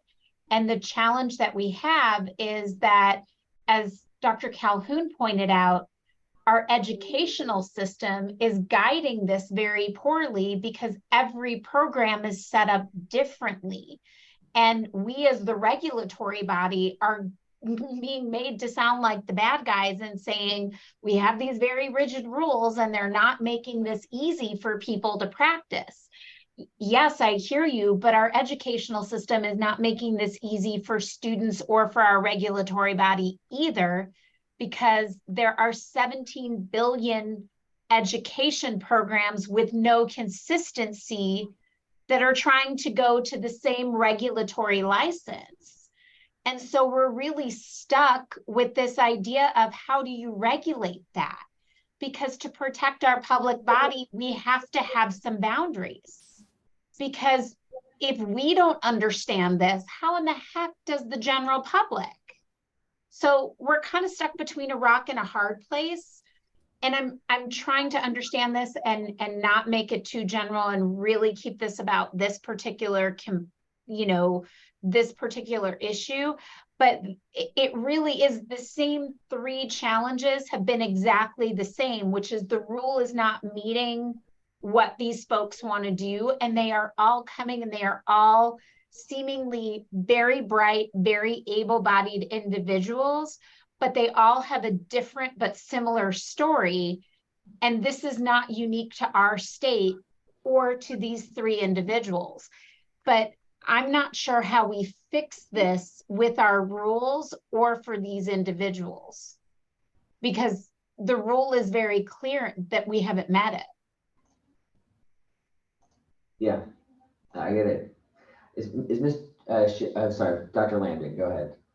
Yes, I concur with Dr. Becker. I think it's very difficult for us. We've as a regulatory body, we've decided that in order to meet the rule of competency or the requirement of competency to go out and practice, that you have to be trained in this manner. You have to meet these criteria. And if you liken it to a surgeon who has to practice and be able to operate competently, that if you don't have enough hours performing and certain procedures face to face and being supervised in that environment, you're not going to beat competency in terms of being able to perform that which the public member, the patient, the client comes and expects you to be able to perform, because they have received a license that says that they're competent. Is Ms. Shearhart still here? Is she? Are you on? Yeah. Yes. I'm still here. Yes. This is John, Chair. I'm looking at your resume here for your profile. You're a graduate of Texas A&M. Yes, sir. You're a doctoral candidate, PhD infant early childhood development psychology from Felding University. You've been a teacher, you've been a school counselor. You're an LPC supervisor. What do you want with the LSSP license, and how would this change what you're doing in your day-to-day work? Sure. I am now currently, sorry, there's some feedback. I am currently the department head at a clinic where we are overseeing children in pediatrics. And what I have been seeing, especially with, I live in the Houston area, and Houston Independent School District in particular is having a lot of restructuring at the moment, which is making it more difficult to collaborate with schools and teachers in order to get the families the support they need in navigating the special education systems and what is in particular. What I believe the LSSP license would allow me to do was have better access to the schools in helping to work with the schools and the teachers and the parents collaboratively as a team. Thank you. Sure. Yeah, that was my question.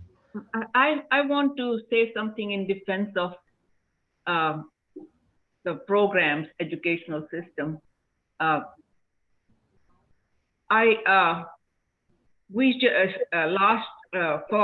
year, we started a PsyD program in counseling psychology at our university.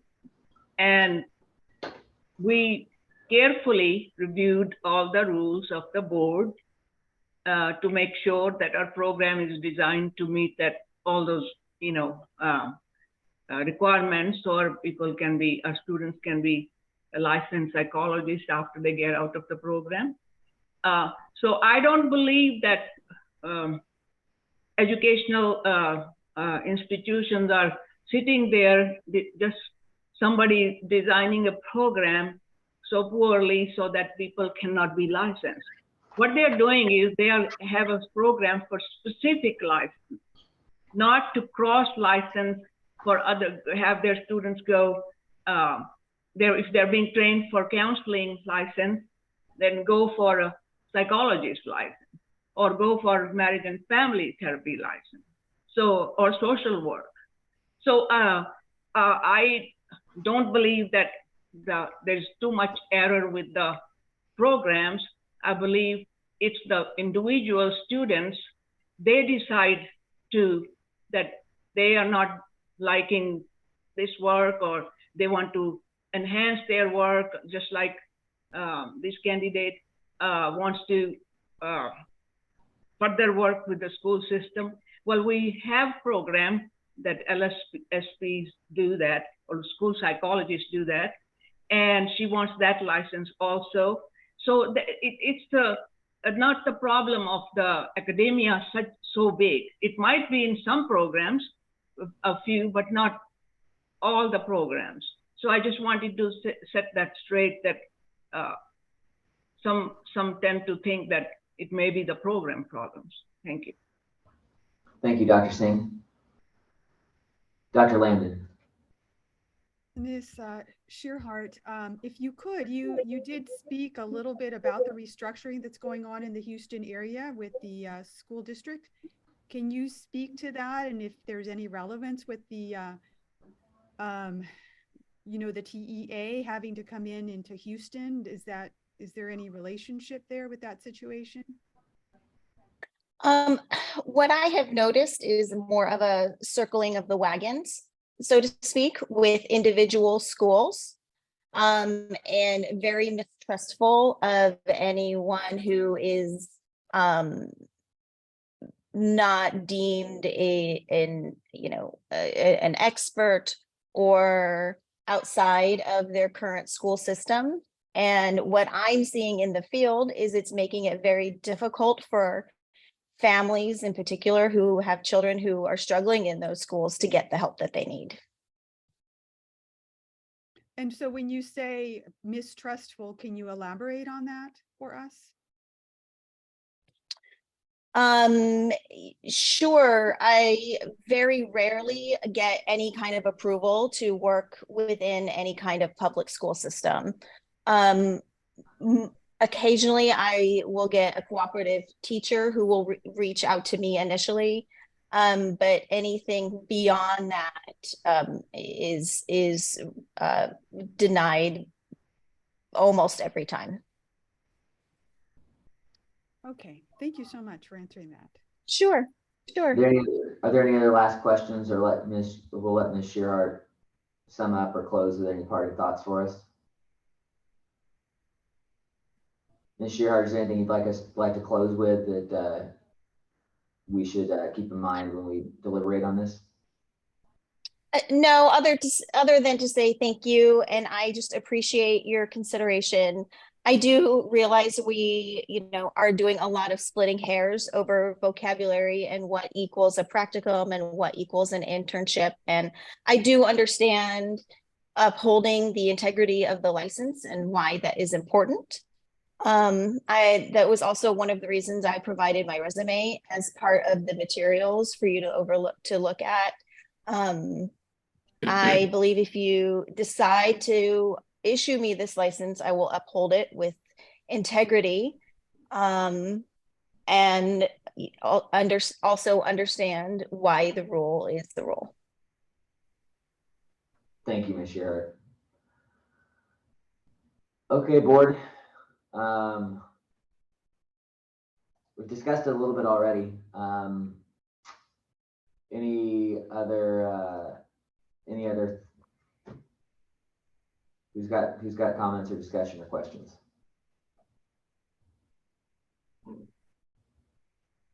I'll start. I just am looking at her resume, and through the whole of everything, I'm having, when we vote to deny somebody, we are saying that they are not qualified to hold the license. When I look at this on the whole, I have a very difficult time coming to the conclusion that this applicant is not qualified to be an LSSP. I understand the splitting hairs, and I understand looking at it through the minutia of the rules. But that's my 2 cents. I think that this goes back to what we were talking about and Dr. Becker, you were saying the same thing here, in essence, that only this is in the form of the LSSP license and not the other licenses that we were considering, earlier today. I mean, I think that perhaps subsequent sort of skills have been developed, but I think in terms of that practicum, I think that's kind of it's very difficult to go around that the practicum doesn't meet the criteria.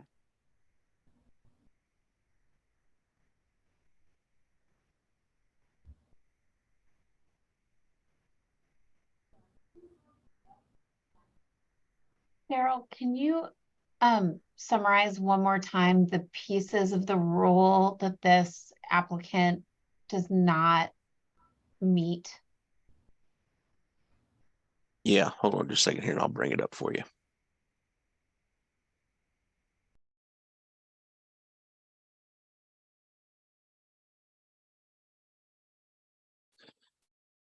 Okay, can you all see my screen here with the rule? This is 463.9 that we're looking at. And this is the part that she doesn't meet here, is the part where this is what she has. I mean, we're giving her credit for that based off those DIR programs that she's got listed there. But what she doesn't have, and what she's trying to point, I think, to that St. Thomas counseling practicum as, is the formal internship in F. And here it says, must be provided through a formal course of supervised study from which must have been attained in accordance with. This has got to be a school psychology internship. It can't be a counseling practicum or any kind of counseling internship. It's got to take place within her psych degree program that she's using to apply for the LSSP. Can I just make a comment generally here of what's tripping us up? It's not, no one's tripping us up coming straight out of school. It's when we're dealing with anybody who's been cross-trained or coming from some other state or coming from some other discipline, which has that not been the goal of what we've been trying to attract anyways? And I guess this is part of the growing pains of dealing with it, is that we've done some things to attract applicants like this. However, we're running into these issues in these situations. The difference on this though is the internship was a counseling based internship. And I mean, to learn the skills needed independently or as an LSSP, I mean, there's just so much to consider that needs to be taken into consideration on that type of internship, from the legal parameters around it to, I mean, because it doesn't specify though, does it specify on the practicum that the practicum also needs to be school-based, or is it just a practicum? Because I mean, it kind of just says a practicum. Well, you're right. But you got to remember, it's got to come from within a school psych program, or you either have to have a school psych degree. The rule we're looking at today will add some different options. You might be able to come in with something other than a purely school psych degree, but the practicum, the internship, it all has to be school-based, school psych-based. You can't just pluck a practicum out of whatever, something unrelated to school psych. But in this case, then the practicum was not necessarily school psychology based. And in addition, the internship was a counseling internship, or did we have an Well, LSSP? it's not an internship. I don't want to get in the habit of it becoming something just by us calling it that by default for convenience purposes. It's a counseling practicum as listed on the transcript. Now, the practicums that we're giving her credit for are from a psychology program. So that's why I'm okay taking them. And we've looked at them and we've given her credit for that. It's just, there's nothing there. There's nothing there to indicate a internship that would satisfy this, the LSSP internship requirement, which has to take place in a public school. At least 600 hours of it have to take place in a public school. And I think that piece is very important. The internship to me is like the biggest part of that LSSP. I think you would find most LSSPs feel the same about their internship that the PhDs feel about the doctoral level internship. It is it's a critical component. They view it as a critical component of the training. So I guess just if I'm trying to conceptualize this, it's not necessarily a lack of experience or qualification here. It is that if I'm looking at her CV and I hear what Mr. Belamowitz is saying, the challenge is even looking at her CV, I'm actually not seeing the assessment piece within a school here. And that is sort of what everybody is taking issue with, is that there isn't a year of supervised experience as an assessor in a school, which is what is the requirement for the LSSP. Is that essentially the sum total of this? Yeah, I think that's right. Okay. And from a remediation standpoint, if we pass the later degree, that is something that could or could not be remediated, because theoretically that would have to be attached to the school piece, or in the boundaries of something that could come up for discussion that could be remediated if we wanted it to be. No, I don't think you can remediate the internship. We're actually not talking about later on a remediation rule for the LSSP, because they've already got a Frankenstein provision built in. But Okay. that Frankenstein provision for them is to help cure the deficit in the number of hours. Okay. It's not going to help you cure, I don't think, where your internship took place. Okay. Doris, you correct me if I'm wrong on that. If she's here, I don't know. No, you're right. You're right. Okay.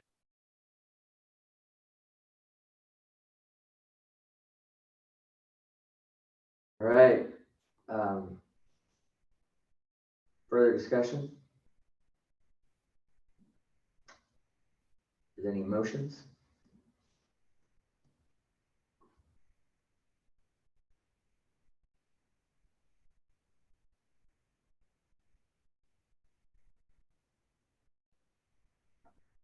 It feels like there's not a whole lot of argument over the fact that she has a lot of qualifications on the whole.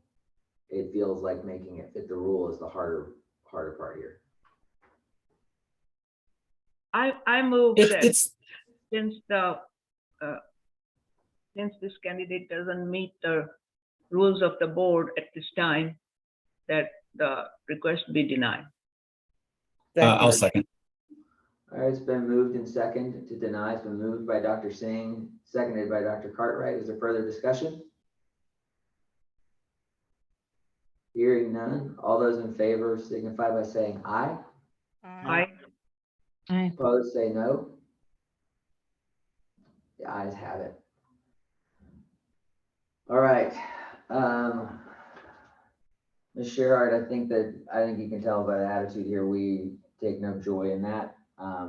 But we appreciate you very much, and I appreciate what you're doing in Houston, and I hope that you'll continue. So thank you for being here today. Thank you. All right, guys, we've been going at it for a while. Let's take a 10-minute break. I have the time is 11:54, so we'll be back at 12:04.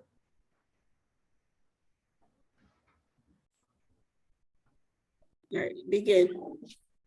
All right, great. The time being 12:05, 12:06, the Texas State Board of Examiners of Psychologists is back in session. We're going to move on to, we don't have anything under the compliance. Do you want to go over the compliance report? There is a report, but it's minimum. It looks new. It's listed as an individual document in your meeting folder. But instead of giving all the detailed information on all the case, all the ins and outs of the case, they're just giving you a total of these, how many are in compliance, and so forth. Good deal. All right, well then we'll go on to, we don't have anything from the Jurisprudence Examination Committee or the Rules Committee other than the rules that we're going to talk about in a minute, I believe. Right. Without objection, we are moving on to 7A, Rule 463.9. If you guys wanted to pull that up. This proposed rule allows applicants who are licensed in other states to provide school psychological services or applicants with graduate degrees in related disciplines to psychology to be eligible to apply for licensure as an LSSP or school psychologist as long as the applicant also meets the coursework, examinations, and internship requirements. And so the modification has to do really with section 3A. I'm sorry, A, we leave it alone. We add B, C, and D.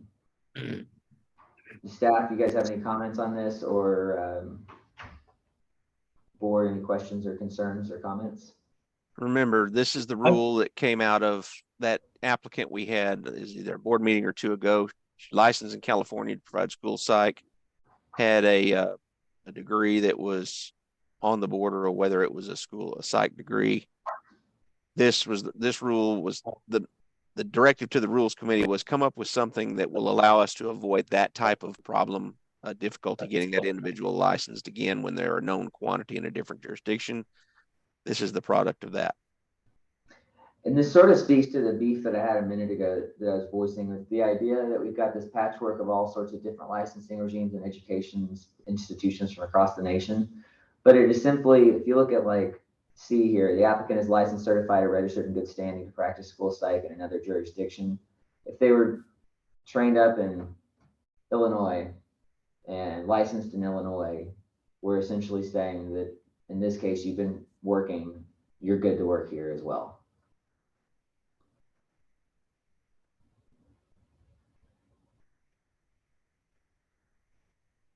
Is there any discussion or motions for passage? I have some comments, if that's okay.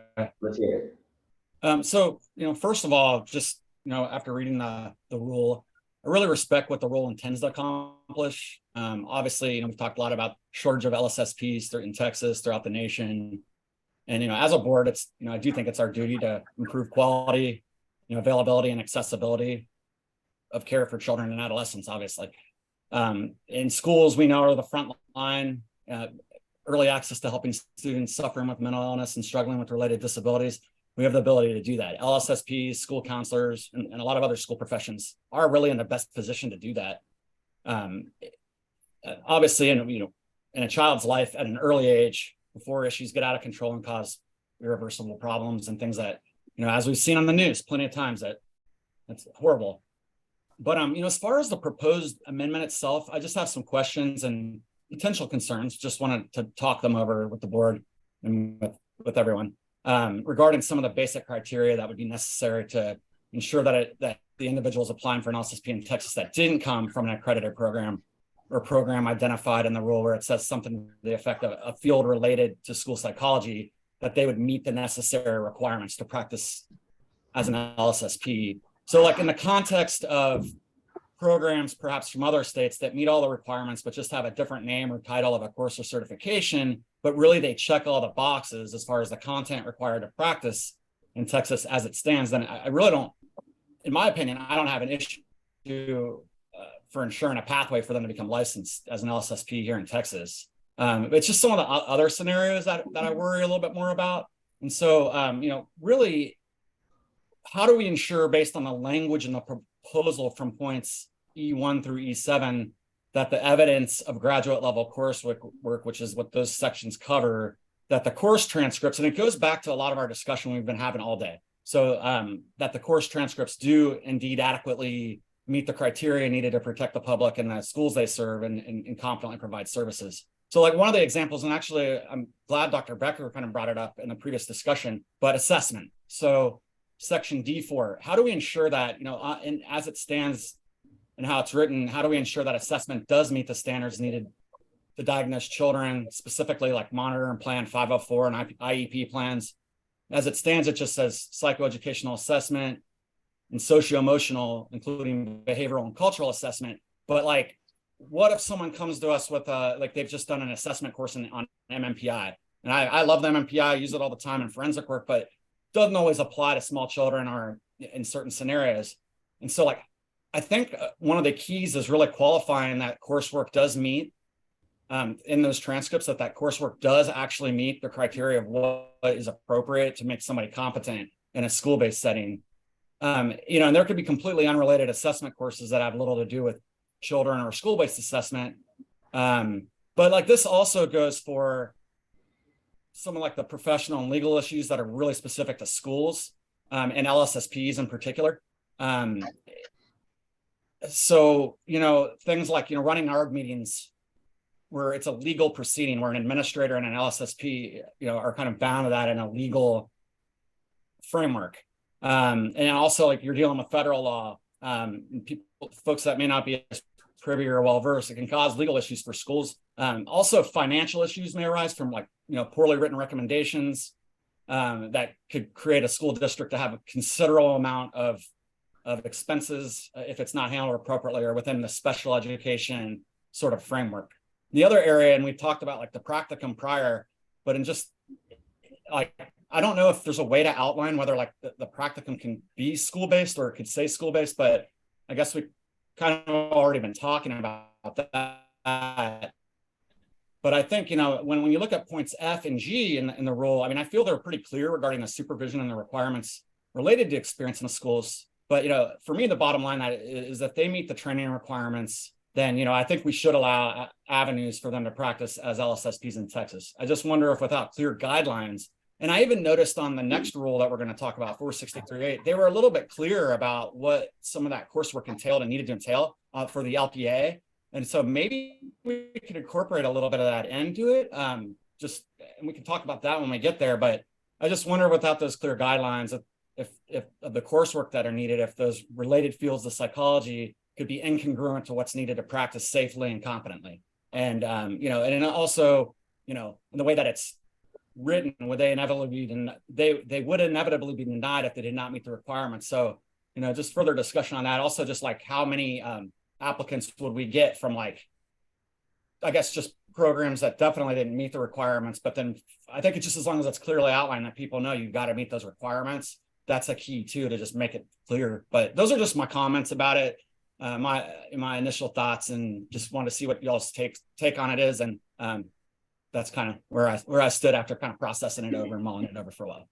Dr. Cartwright, I have a question. So I think you raise a great point, because you're talking about on section E, which says that applicants applying under subsection D of the section, which subsection D is the part that we're considering modifying. It says they must submit evidence of graduate level coursework as follows. So you're saying, I think I heard you, you're saying all of these things in this list under E, psychological foundations, including like A through F subpoints, research and stats, educational foundation, including 4 specific items, assessment, including 2 specifics, interventions, including, and lays out 3. Are you saying that those are the important things that you don't want to change? Or are you saying that they need to be spelled out in greater detail? And you're talking about in the 463.9 rule under E, right? Yeah, that's what I thought. Yeah. That's what you were starting with, right? You're saying these are important. Right. So like, for instance, I mean, it's got for point 3, educational foundations, including any of the following. Like a lot of education programs would have that already, but like maybe like the kind of extreme examples, an experimental psychology, probably not. But you know, we just want to make sure that they're getting that foundation that they need, especially from like from a legal standpoint. And the assessment piece, again, like, are they getting really what they need? And it's just a little bit, I mean, it just says assessment and then it just says practicum. I mean, I just feel like they've got to get the training they need. And that's why, you know, the internship piece, I think, is pretty clear. I think it's like the actual supervision piece of this rule is great. I just think, like, without any detail about it, everybody under the sun is going to say, well, I've had that assessment. No, I took an assessment class, like I should meet it. It doesn't really outline, whereas like on the 463.8 rule, at least it kind of says the degree requirements. And I know we're not on that rule, but it gives you a better, it gives you a better outline as to what some of the detail needed that is appropriate to LSSP schoolwork. I guess, and Daryl, maybe you can chime in on this. I guess my question is if somebody comes to you from some other jurisdiction and they don't meet these requirements, we wouldn't be able to let them in. Correct. They still have to show on their transcript all of these specific items. And if it ain't there, sorry, right? Yes. Yeah. I take what Dr. Cartwright is saying is how do you know? How are staff going to know if they meet those requirements? Because there's not a lot of meat to, okay, under educational foundations, instructional design, what does that mean? You know, could they have had instructional design in a counseling program or a social work program? And then would we accept that? That's what I take. That's kind of what I'm hearing whenever I'm listening to him talk. You know, my direct response to that is my staff do this all the time. I mean, we assess these courses, we know how to do it. And then the ones we have questions on, we go to the apps committee on. I mean, the good thing is, I think probably what you're worried about is if we don't know something and then we approve them and then they go out there and do something, hurt somebody or do something bad. I think that's probably what you're getting at. Let me argue the flip side of that and just knock that argument down real quick. And that is, well, somebody might be saying, well, what if you deny them? Well, if I deny them, then they can appeal to the board and ultimately to SOA. So there's a stopgap measure there if we get it wrong by denying somebody. But I think what I'm hearing Dr. Cartwright is I'm worried about what if you get it wrong and you grant the license and they don't have the training. They submit coursework, but it doesn't really have the type of training that an LSSP needs. And I think at that point, there's just going to be there is a certain degree of trust you're going to have to place in staff to be able to do this. I don't know, what to tell you. I mean, I see what you're saying on the 463.8. I'll tell you the stuff in 463.8 is modeled after the 463.9 rule, because the 463.8 stuff didn't come into play until the independent practice authority was granted. That's something we did there. But I don't know, Dr. Cartwright, other than to tell you that we do this all the time. I feel like we do a pretty good job of it. I'm not sure what more to do to kind of assuage that concern you got. I hear what you're saying. I understand what you're saying. I think Sorry, didn't mean to catch up, but yeah, and like I was saying at the end there, it does lay out that you have to meet the criteria. So I get that. I just, just wanted to talk about it because it still would have to meet the criteria. But I think that it just could be a little misleading when the rules published. Maybe that's just part of it too. But you're right that obviously we trust our staff, and as long as that's not creating an undue burden on them and they're already used to doing it, and they're vetting it and looking, with fine tooth and comb at those actual programs and what that coursework is, then yeah. But it's just something I wanted to bring up because it just came to mind, and I know that other people probably have some questions about that as well. I think I'm sorry. Go ahead, Daryl. I was just going to say, I think it's a legit concern, especially given the fact that we've just spent all morning talking about how nuances in language in the degree and courses. We spent over almost 2 hours talking about 3 applicants with that time. So I get it. I mean, ain't no feelings hurt here or anything don't worry about that. I understand what you're saying. I'm not sure what to do to really assuage that, though, to be honest with you. Dr. Becker? I was just going to ask, I don't know if it's the same question that Dr. Cartwright has, but I have full faith in our staff because I think they do an excellent job with these criteria, and they probably know it better than most of us do. But I do wonder if there is something to this question in terms of like how we think about reciprocity in other ways. And if there is something to thinking about time. And I was looking at this and thinking about, we didn't put anything in this rule, now that I think about it, in saying that we are looking to have folks that have been licensed or doing this work in another state for any period of time before they come here.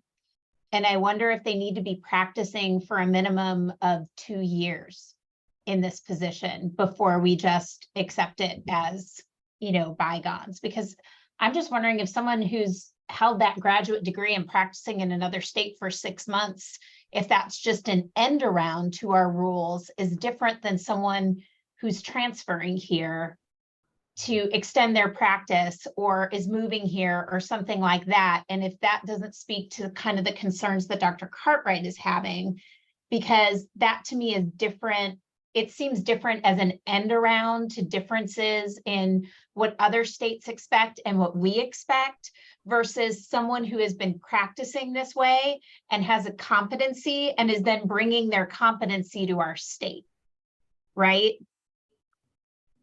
I agree with what you're saying, kind of like we want an established, somebody in that field, like, so we'll worry less about their fit, in the state of Texas doing, in 6 months, 2 years, or like an end around, sometimes it may not be that simple where like, they're forced to move unexpectedly for some kind of reason,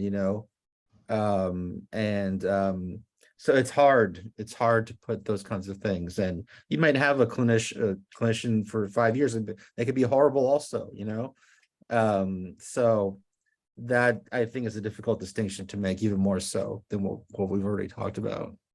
I want to bring another point in.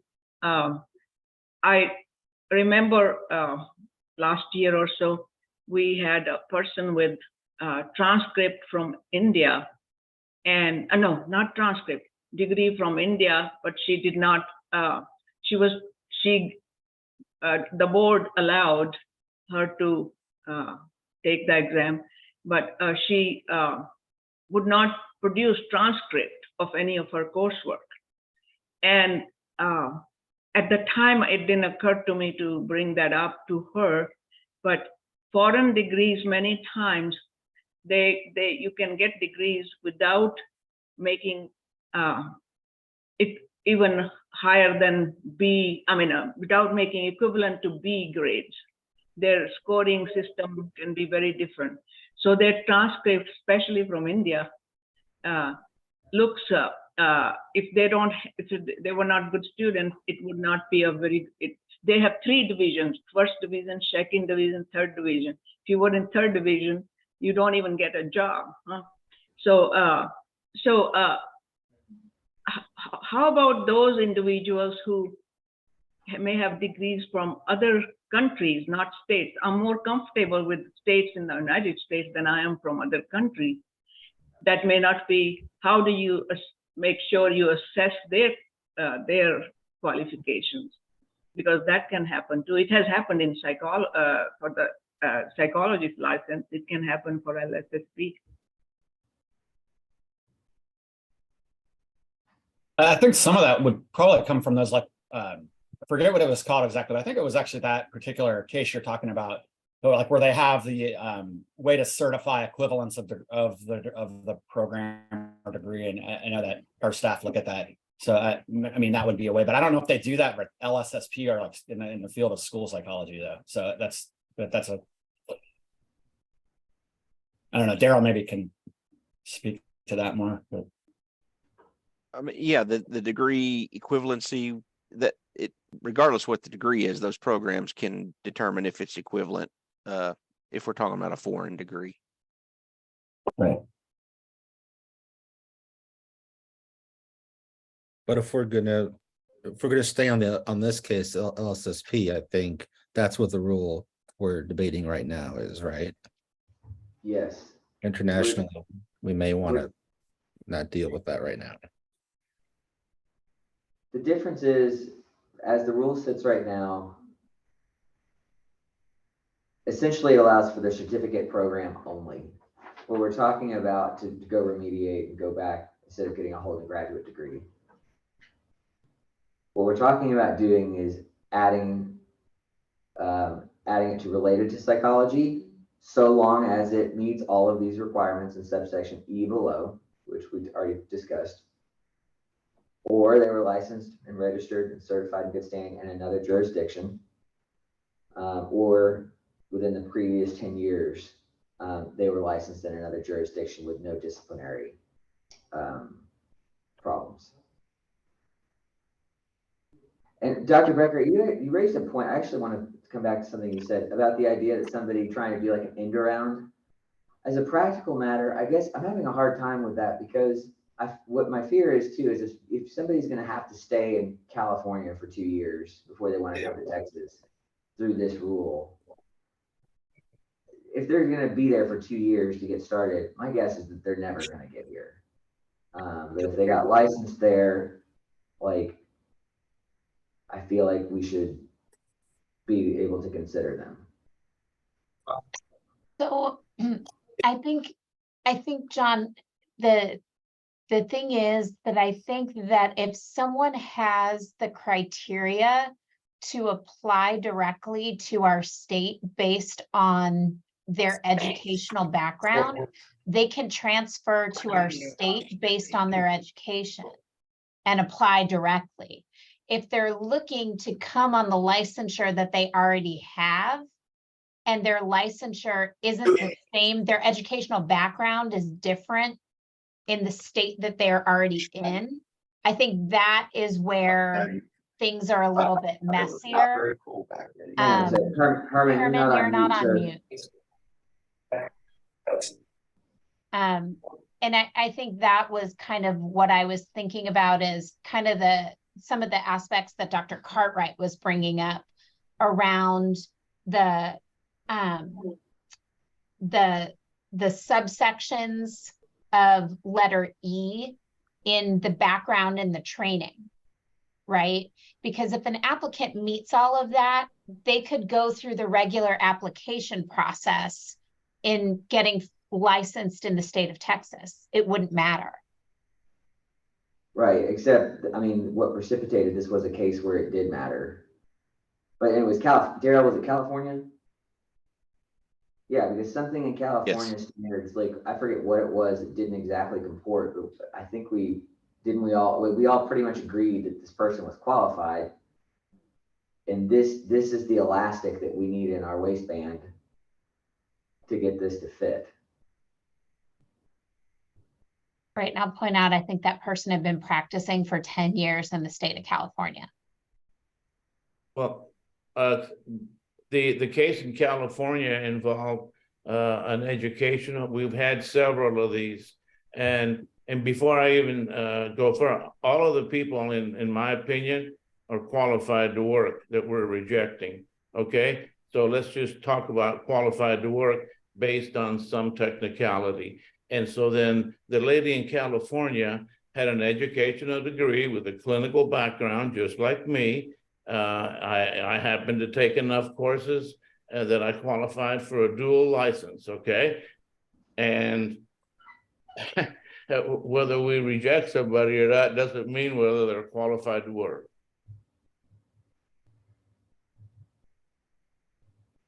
I wanted to add on to my comment. I guess I wasn't making it clear. I was actually responding to what Mr. Spink said, that his staff is very well equipped to decide on the coursework and the qualifications. And I agree with that. They do a very good job. But I wanted them to be careful how they assess some foreign degrees. Because I did not feel that in the past case that was fully well assessed, But that doesn't mean the person wasn't qualified. That I agree with Mr. Adjoni that people can be qualified and that we may or may not know, or they may have a, they may say they are qualified. We don't know if they are or not. We cannot test that. But what we need is documentation in black and white to support those what they say that they are qualified. I can sit there and say all kinds of qualifications I have, but do I have anything documented to show that I have this training, that training, and this competency and that competence?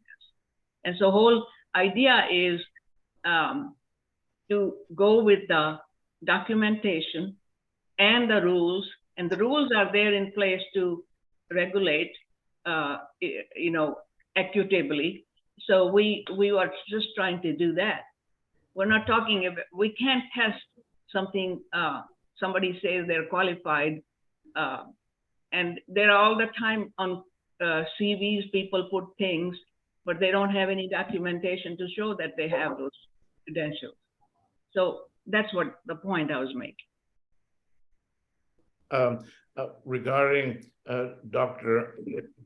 Cartwright's point, and there was I don't know how many hundreds of people were grandfathered in back in 1997 into LSSP. We had LPAs, and so they gave us the LSSP. We grandfathered in.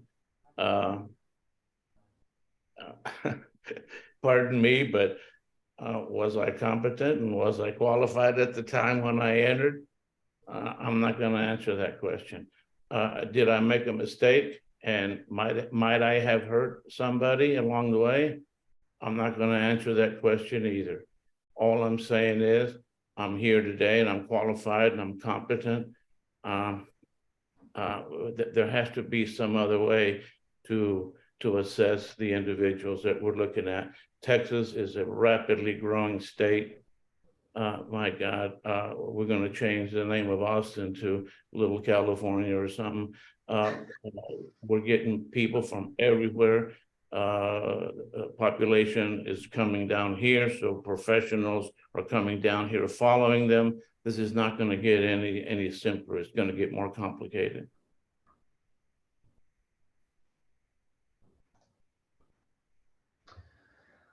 Going back to the rule, though, I mean, I do think that the rule, when you read it well, it is allowing for the provision to get licensed people that deserve to be licensed here licensed. So, I mean, I do agree with that. I just wanted to bring these points up because I think they're important to consider as we deliberate on this. But, I'm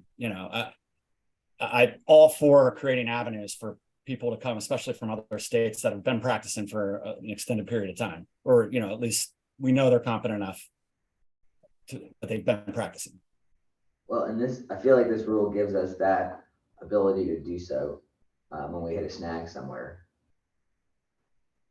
So I guess that's my question in terms of advancing this rule. Is it ready to be advanced, or is there something, Dr. Cartwright, you think needs to be specifically changed on it, or what are your thoughts? I mean, really, it was just the points I made about the how do we know on some of this?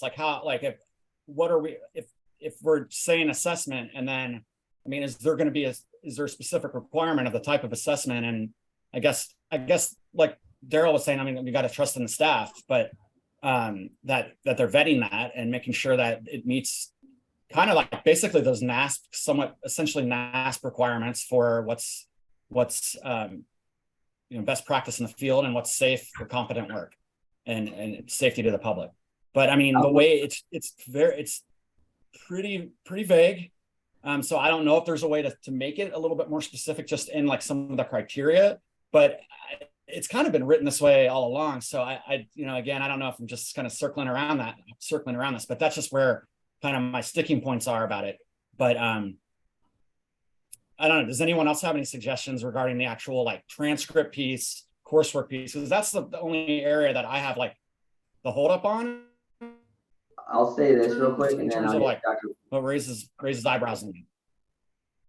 I'll say this, in terms of what I've seen from staff, and I can see them in the attendees list, they're listening to you, Dr. Cartwright. They hear you. Daryl already spoke to how they do it. I feel like that I've never questioned their ability to evaluate a transcript, and even the stuff that we looked at today. And if I see the questions, if they're questioning something, it comes to us to make the call. They don't unilaterally make the call. That's my experience, but I'll let Dr. Lambden chime in now. Well, I was just going to say, is there a way that we can facilitate that, given that we've opened this up a little bit more broadly in terms of who can apply and we can, and the remediation, where we're facilitating for other people from other states that come in and serve here in this jurisdiction? Can we assist the staff in making those decisions when it's denied initially, to say, so for example, again, we've had the issue with counseling degrees and people interpreting that there's an overlap with counseling and psychology, and not an overlap, but an equivalency between psychology, a degree in psychology and a degree in counseling. My understanding of people that have a counseling degree, it is much more broad. People that are counselors do administer sort of professional interests, or not professional interest, career sort of measures to measure, some sort of, what's the word I'm thinking of, people's aptitude in certain careers.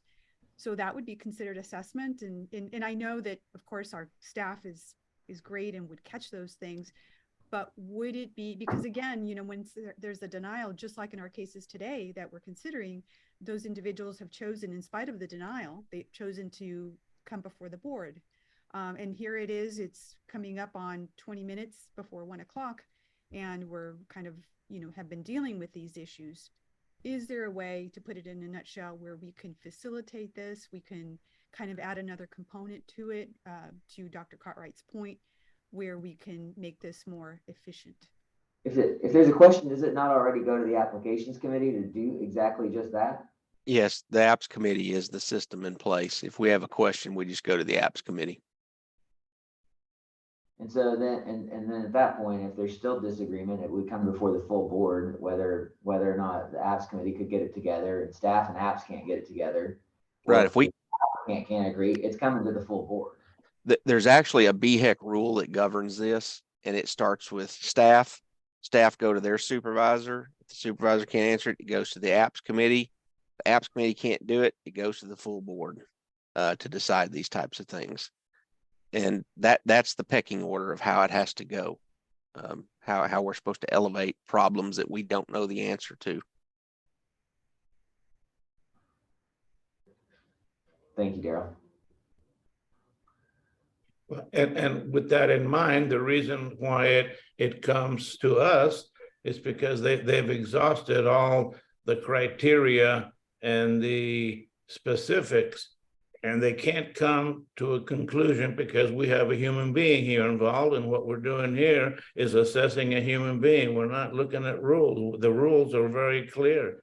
If you wanted a rule on the rules, then there's no need for this board.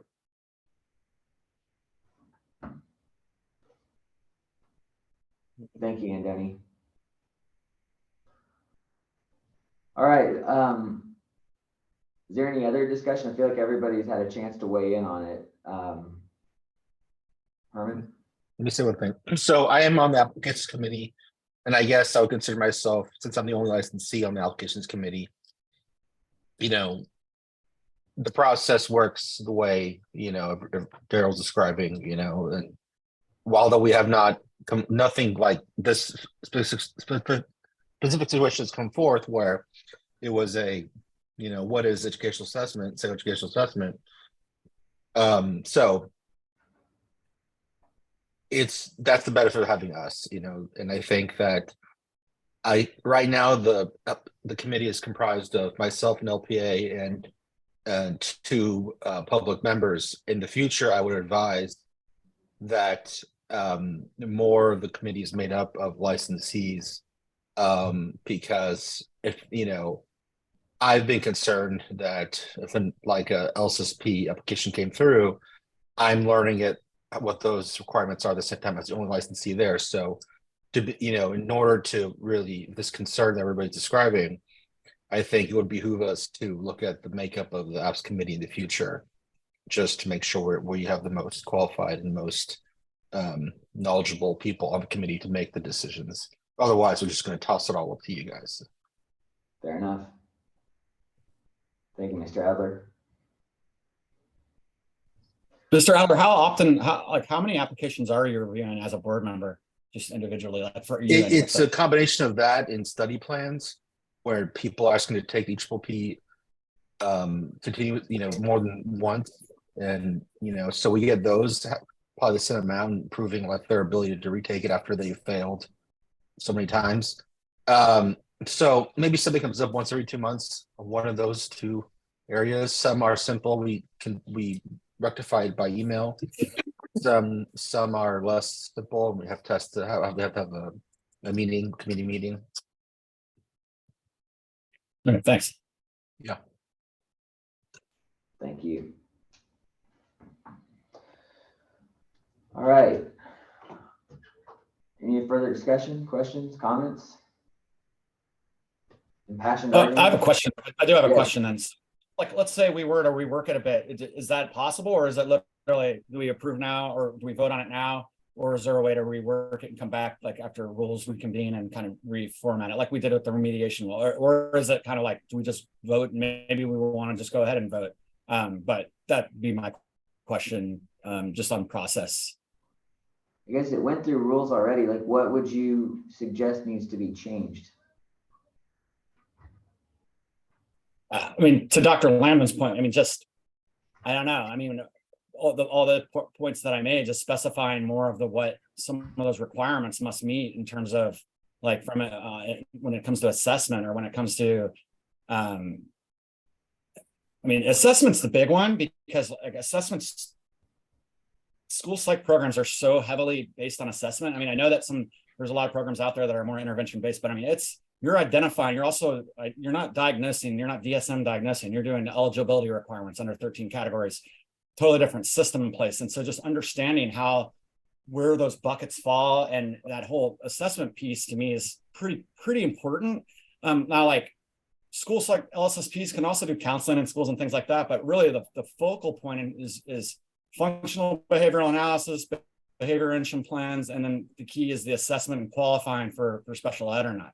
And so just as long as there's some criteria related to like that, and that would be that, and again, that's my sticking point. The biggest piece is that assessment piece, but those are suggestions. But again, I don't necessarily want everybody to have to go rewrite this thing, but I don't know, maybe it does need that, or I don't know where you guys stand on it, but those are my points. That's the area I've had a little bit of trouble with. So what it says in terms of assessment, anything that's applying under this section would have to include, no matter what, assessment, including psychoeducational assessment, and B, socio-emotional, including behavioral and cultural assessment. Daryl, if I'm reading that correctly, it's got to have both of those, correct? Or one or the other? I think it's one or either or. Okay. If you don't have psychoeducational training, there's no. You are going to be a lost dog in a race. Let me see here. I mean, because like if you don't have it, you're right. You would so you can't, have right now. You can't get through without it. Right. Actually, there's no or and there, so I can't tell you right now if that's a disjunctive or. I'm trying to pull up the NASP standards is what I'm trying to pull up. And yeah, and that my point would be like if someone just took an assessment course in MMPI for like, forensic MMPI, and there are a lot of those courses out there, like because it's important. Sometimes it's difficult to interpret. It takes a lot of training to interpret it. There's tests on the Rorschach, that but that's not courses on it. psychoeducation. That one's a little outdated, but point being is I'm just making an example. Like it would just need to apply. We need to make sure that the assessment courses apply to education, because if not, that's the yeah. Is a Rorschach that's something? If it's a Rorschach test, psychoeducational. I'm seeing. No, it's not. I mean, it can be if it's not psychoeducational, but it could be used in schools for in certain scenarios, it can be used for the socio-emotional piece, but Right. you have to have the psychoeducational component. Like that's a must-have. Right, and so I guess my point is the rule says you must have that, is what it sure looks like to me. And so that's why I'm saying if we need to change it, let's change it, because I don't disagree with you. And if it's in the rule, and if the rule is written is sufficient, then I think we should move the rule. Sorry, Patrick, you got your hand up first, then Dr. Landon.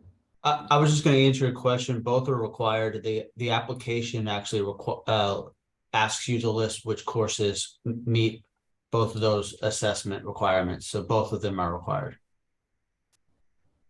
Perfect. Dr. Landon? Yes, I was just perhaps it's language here that we need to look at in the sense that it's not needing to be rewritten. In my opinion, it's merely needed to be honed in. You know, it needs to be made more specific, the language about what would qualify in terms of an assessment course. Is that clear? Dr. Landon, do you have the rule in front of you? I do not. That's okay. I'll read it. I'll read it to you here, especially right now we're focused on assessment. Is that right? Okay. So assessment, and based on Patrick's assessment, we got so much assessment going on. Patrick's informing us that it requires both. Section 4, if you're going to apply under this section that we're thinking about amending, your education must include assessment, including A, psychoeducational assessment, and B, socio-emotional, including behavioral and cultural assessment. And so I guess the question before the board is that specific enough to trust staff to make that call, or is there something that we need to change there that makes it acceptable to the board to move the rule? Because I feel like I agree, Dr. Carter, I agree with you and I think you've made the case very well. I'm not a lawyer, but I'm looking at the rule. I feel like it's there.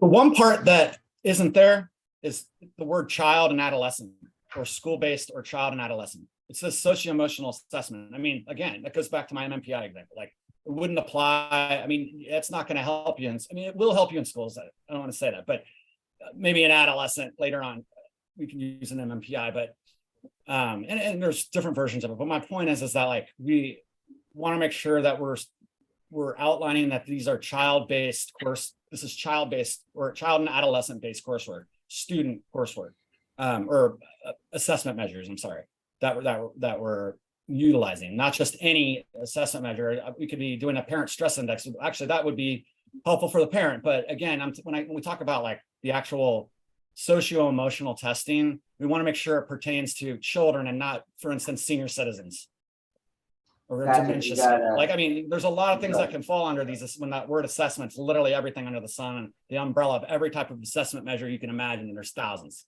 So, I mean, that's kind of what I'm getting at, is that we just would want to hone it into like what it pertains to, school-based or child, adolescent, student population.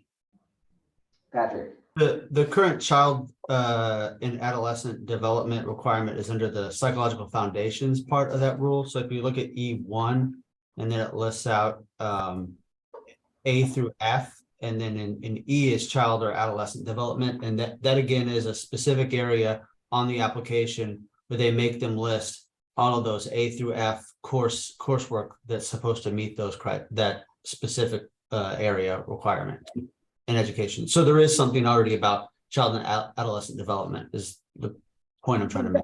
But that's not the same as Dr. Carter is saying, that's not the same as assessment.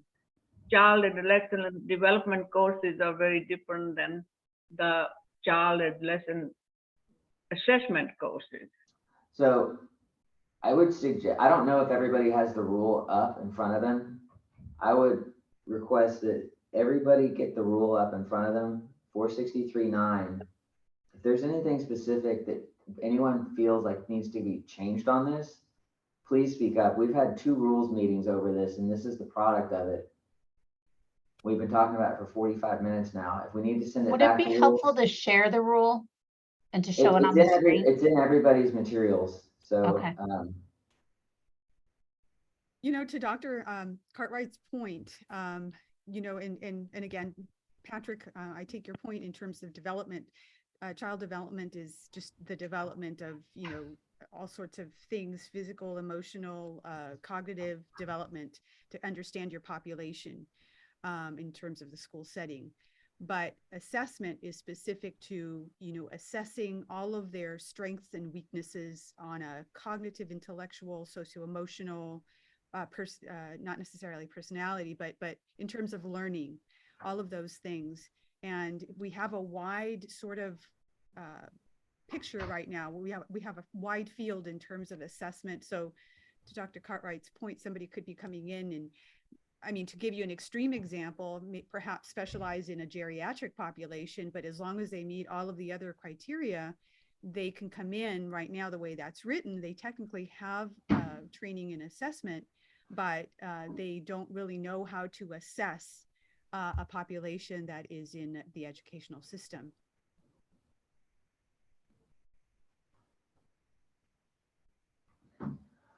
I'm going to come back to what's in front of the board right now, and it's a rule to add 3 sections B, C, and D.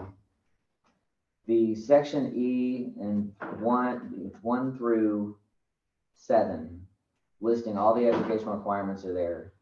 We have not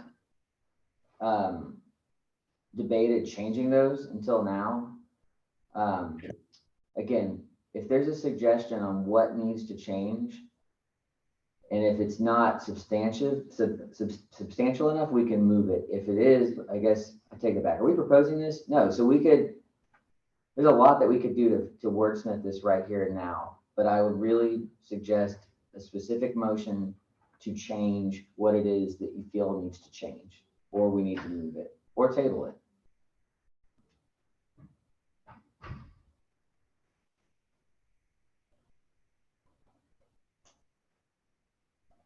Basically, if you guys have specific language about what you want to do with the assessment piece of it, now is the time to speak up and put it in. Earlier, Dr. Carter had suggested to call the assessment school-based or child and adolescent assessment. That should fix it. I would also say, if you're going to add it there, then add it under intervention, child-based, education-based interventions, including, so on point 5. And then, but otherwise, yeah, I think we're getting a little covered. I just want it to be clear. It has to be with that age range. And then one other question I have, that would be, do we want to add this or not? Do we want to say a practicum in the schools? That's typically required in any school psych program, but I know that there must be a reason why you have left that open, like as pretty, just a practicum, and it was always written that way. But a practicum doesn't really tell you that it's in the schools. So those would be like kind of the 3 areas that if we could just add the education child-based language to it, I think it would be a lot more clear to applicants that are just going to know that they still have to have that coursework in that area with that population.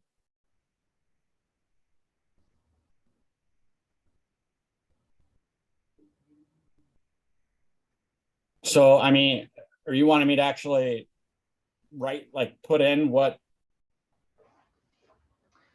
Yeah, I think I guess, if you're asking me, Dr. Carter, I think that based on your concerns, I think your concerns are incredibly valid. And when Daryl spoke to it earlier in terms of how they evaluate transcripts, if you're asking me personally, I'm comfortable with the concerns you've raised. I'm comfortable with staff looking at it, and I'm comfortable that I think that they will do what you've addressed. I think they will address your concerns. I don't think that they're going to let things through that don't fit this very explicitly.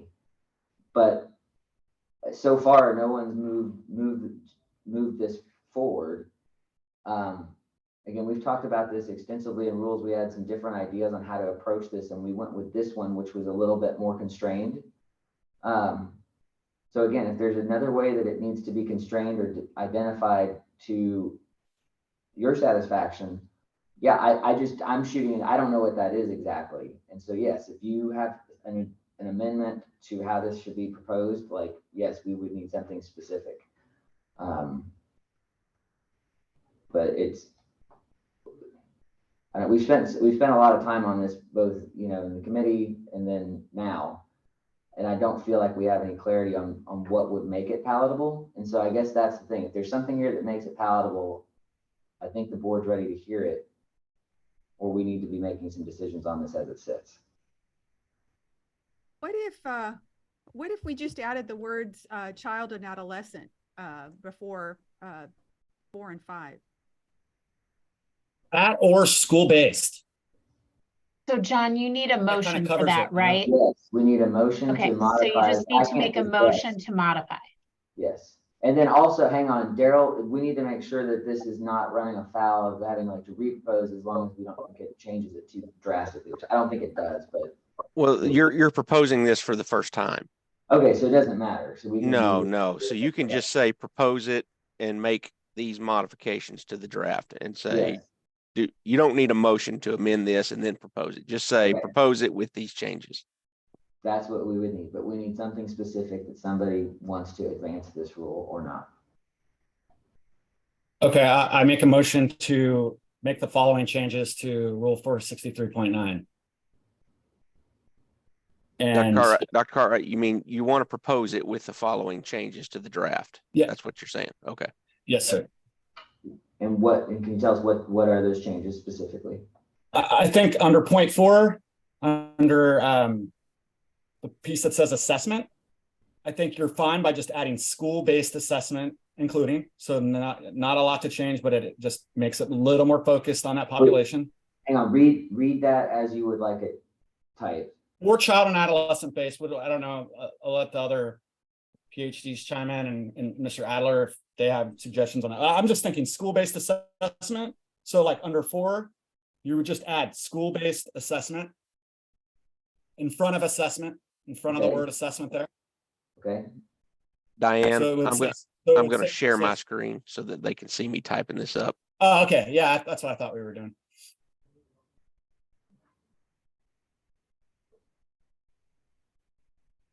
Okay, school-based assessment. There you go. And then school-based interventions. And I think that covers you. I mean, staff can make the determination based on that.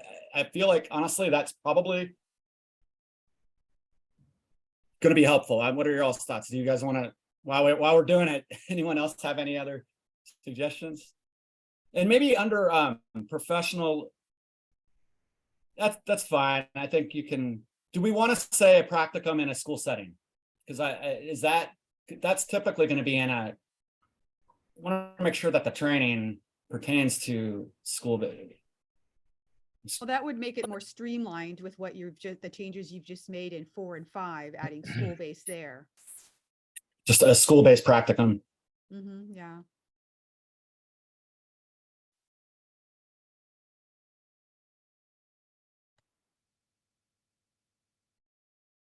Pat? Looks good to me, unless anyone else has anything.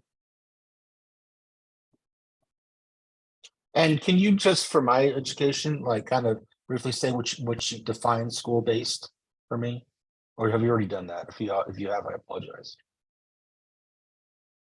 We'll probably go back to the criteria of what's in points F through F and G, that, it's a public, like under, if you look at F3, which is, on the next part of the rule, any portion, this is the internship piece, but any portion of an internship completed within a public school must be supervised by an LSSP, any portion of internship not. But like, basically we could say I don't know if we want to say public, or I don't know if that's too specific, but I feel like it would be better if we said that. But I mean, I also know that I'm not thinking of every extraneous example that possibly could be out there right now. I'm trying to work through this best I can, but I don't know. I don't want to like all of a sudden limit something that, what about charter schools? What about private schools? What about people can get training in those areas as well? I think that we could do this forever, in that way, Which is why, yes. Do we need to take this back? I'm okay if we need to take it back to rules, if we're not ready at this point.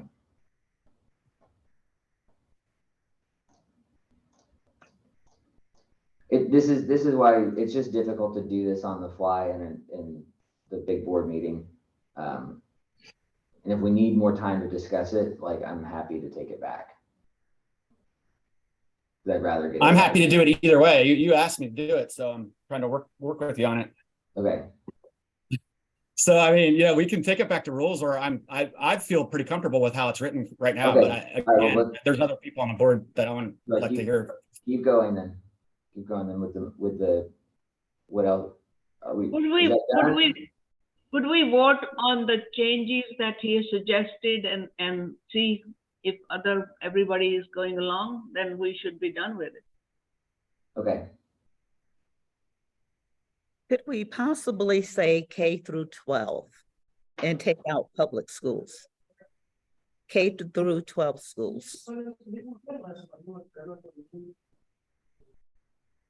Were you talking about, Dr. Calhoun? In F1, Dr. Calhoun, is that what you're talking about? I think she's talking about like where it's a school-based, just a K or like a K through 12 school-based practicum. Is that how you, or maybe not? Are you talking about the internship, Dr. Calhoun? I think she was talking about F3 maybe.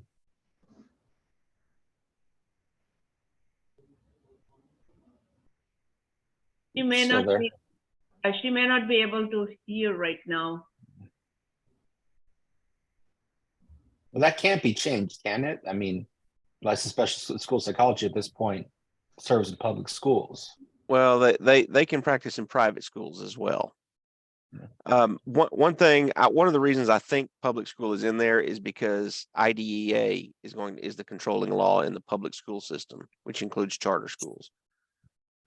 Whereas if you take that out and just say K through 12, you could have an internship within a 1,200 hours in a private school, where possibly, I'm not sure, I don't think IDEA is going to be, they still have a right, children would still have a right to special education services, but I don't know that I think I don't know that IDEA is such a controlling, is the controlling law in the private school. Because I think public schools, the LSSPs in public schools are still required to provide those special education services to students, even in the private school, if the private school doesn't offer it, if I'm not mistaken. If I'm remembering Donna Black right, channeling my Donna Black, I think that's the way that works. Maybe some of the LSSPs out there might text me and let me know if I'm on the right or wrong track here. I think you're on the right with that. The way, I mean, the best you can say it. It's IDEA is the overarching law, but in private schools, they don't have to actually follow all the mandates of the public school system. So in that case, then it would, for any kind of special education requirement, default back to an LSSP in the local area, in that local area jurisdiction. But in general, that's why private schools, they don't oftentimes they don't work with special needs children because of that. And that's why you have that a lot. But so, I mean, it would probably be behooved to make sure that it's in some sort of a public school setting, at least part of it. But yeah. All right, so I'm just trying to keep us on track here. The last place we were, according to Robert's rules, there was a motion being made to amend this, to propose this as amended. And so Dr. Cartwright, are there further amendments to and edits to this for us to propose for your motion?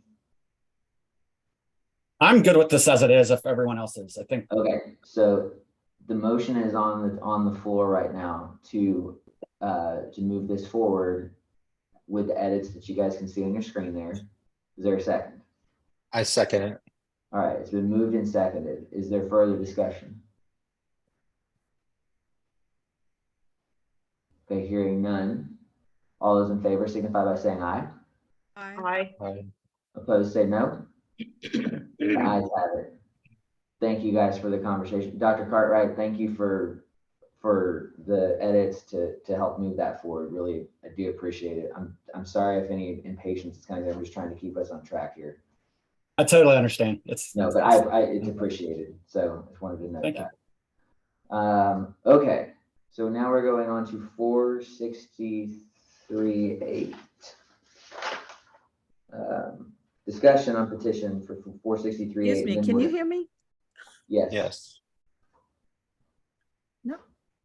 Yes. Yes, we Yeah, can hear you. Dr. Calhoun, we can hear you. Okay, Okay. I just wanted to make sure that I voted aye on that last motion. You're good. You're good. The ayes have Thank it. You're good. I'm having that connection. Moving on to discussion on petition for rulemaking for 463.8. And then we're gonna actually talk about 463.8 again.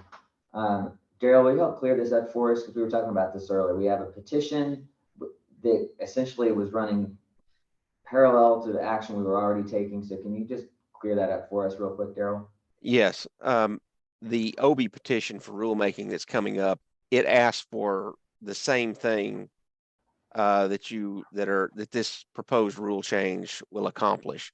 Now, y'all had already started this before the OB petition ever came in, and so this is just it's a duplicate request. You're already covering what mainly the petition is asking for, but we still have to address the petition later on.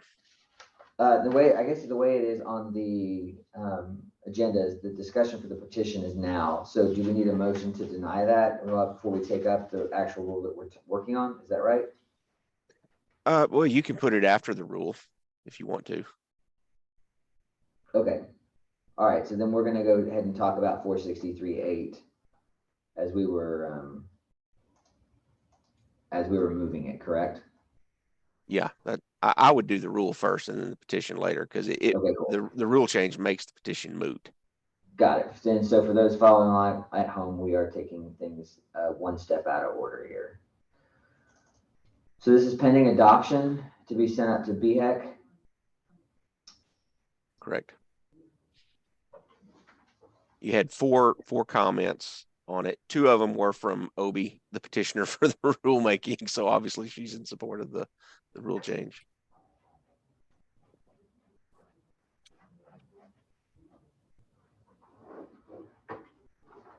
And this essentially allows us to remediate things as far as the LPA goes. It does three things. One, it expands the pathway for getting into the LPA by allowing somebody who is supervised by an LSSP to apply for and get the LPA. Now, mind you, they would still have to be supervised by an LP. You don't just automatically come in and start practicing independently. Still got to do your 3,000 hours under an LP before you would be eligible for independent practice. So I want to make sure that's clear from the public. This is not a blank check for people to come in just being supervised by an LSSP. Two, it reinstates some grandfathering language that we had a long time ago. Basically, what the rule will do is if you started a graduate degree program that you got a 42-hour degree and you started that program prior to August 31st of 2019, this rule will now allow us to let you come into the clubhouse. Whereas before it was just, you had to have 60 hours and, there were no exceptions to it. And before we'd had a 42-hour degree and then we'd increased it to 60. So this kind of grandfathers you in, lets you, it takes into account some Frankensteining. You can add up to 12 hours to that, or add 12 hours to get your 42. And then lastly, it includes the remediation language, which is modeled after what's in the LP rule. But it does not allow to go back to the passing score for EPPP to 350. No, it does not. Which is what the OB petition. That's the other thing. Correct. Yeah. That's the other thing she was asking for, but it does not. And the reason we talked about this, I think, in the rules committee, and one of the reasons we didn't do this is because that was part of the grand bargain of kind of what we all struck when we created the pathway to independent practice. And so that's why we did not do that. Yeah, I got it. All right. Any discussion? Any motions? So you said, Daryl, it will make, passing the rule would make the OB petition moot. It would just, you mean that her application has another way to be heard and considered by the board. Yeah, she's still gonna have to pass the it doesn't totally moot it because she's wanting us to change the EPPP score, but what she's requesting we change, you're doing by and through this rule by, I think Patrick, what was, she doesn't have a 60-hour degree, does she? There was something about her application that 48 hours. Yeah, that she will, okay, 48 hours. Okay, so this will allow her to reapply. She won't get excluded because of the 60-hour requirement. She can apply, but she's still going to have to pass it 500 on the EPPP. Well, yeah, she's already taken the test, right? So she has been approved, right? Right. So, but see she went 2 years, she couldn't pass the exam. Right. And so now her application is expired. Well, she can't even apply again because she's got less than a 60-hour degree. This will now let her apply again. Okay. Is where it benefits her. Okay. I want the public to know, this was done not for one individual. This was done for other issues similar to what the OB petition highlights or shows us, but I don't want the public thinking, oh, well, they're just making changes for one person. No, this is kind of a persistent problem and something that we have noticed over multiple applicants is what we're trying to cure here.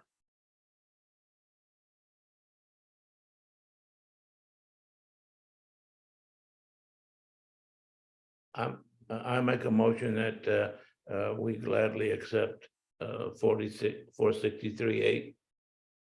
You've heard the motion. Is there a second? Seconded. It's been seconded. Is there further discussion? All right, it's been moved and seconded. Moved by Mr. Zagura, seconded by Mr. Adler. All those in favor of advancing 463-8 signify by saying aye. Aye. Aye. All opposed say no. The ayes have it. Thank you, guys. Thank you very much. All right, now we're going to come back to the petition on rulemaking. Being that we just took action on that rule, I can't imagine that it makes sense to open up rulemaking again. Is there any discussion or motions? Motion to deny petition for rule changes. It's been moved by Mr. Adler. Is there a second? I second it. And seconded by Mr. Zagouras. Is there any further discussion? Hearing none. All those in favor signify by saying aye. Aye. Aye. Aye. Opposed say no. The ayes have it. Thank you, guys. All right, how we good to keep going, everybody? Sure. Okay, discussion and consideration of meeting dates. Ms. Moore, do you want to, can I put you on the spot and can you lay this out for us? Sure, no problem. So in your packet, I did provide the proposed dates for psychology board in comparison to the council and the other boards. Ideally, the goal was to try to meet before the council meeting, but to also allow them time to work on anything we may ask for them to do. So the meeting dates that were provided at the April meeting, you guys wanted me to kind of scratch those and come up with a new set of dates. And this is what's listed here. I think it may be too soon to do a September meeting. So I don't know if you guys want to consider picking one of the other Thursdays in October or do our traditional November meeting for this year, for 2023. And then space them out, looking at the next fiscal year.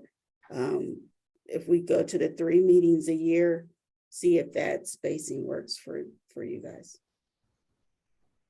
I can say I definitely like the 2024, like the way that's set up. So whatever we need to do to make it fit for me works. But I like that we're going to get that in April, kind of prior to everybody being away for the summer. It's hard to get everybody together sometimes in summer months with vacations and everything else too. So I mean, I think for me that 2024 looks good, and I'm okay with October or November this year.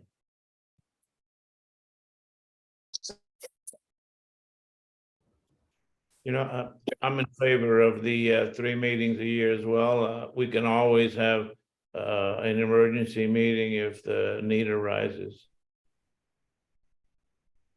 Yes, indeed.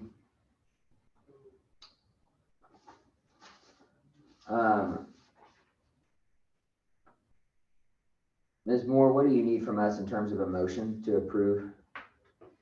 Well, there are double dates listed for you guys, so if you guys want to quickly like look at your calendars, so we can just pick a date. Are you looking at November 9th or 16th? That we're talking about? The one that's on the larger spreadsheet. Look at the other page. I'm only seeing 2024 and 2025 right now, but I don't know. Yes. I'm probably missed something. Yeah, it's by fiscal year, so they overlap as far as the Got calendar year. I got you. I got you. Sorry. You're fine. I'm right with you, Dr. Cartwright. It's okay. Yeah. Okay, so we need to pick the 14th or 21st of September. Yeah, if we choose to keep a September date, I would prefer the 21st. Versus just not having a meeting. Or either that or either meet October or do the November meeting. Like we normally have a November meeting. So, okay, so I'm good. Okay, that makes sense. All right, so in your preference is the 21st of September? Yes. All right, how about for January of 2024, the 11th or the 18th? Ms. Moore, do you have a preference? No, whichever you guys want to do. When is President's Day?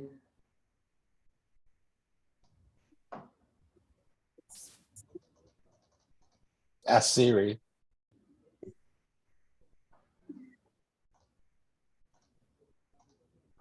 Hang on.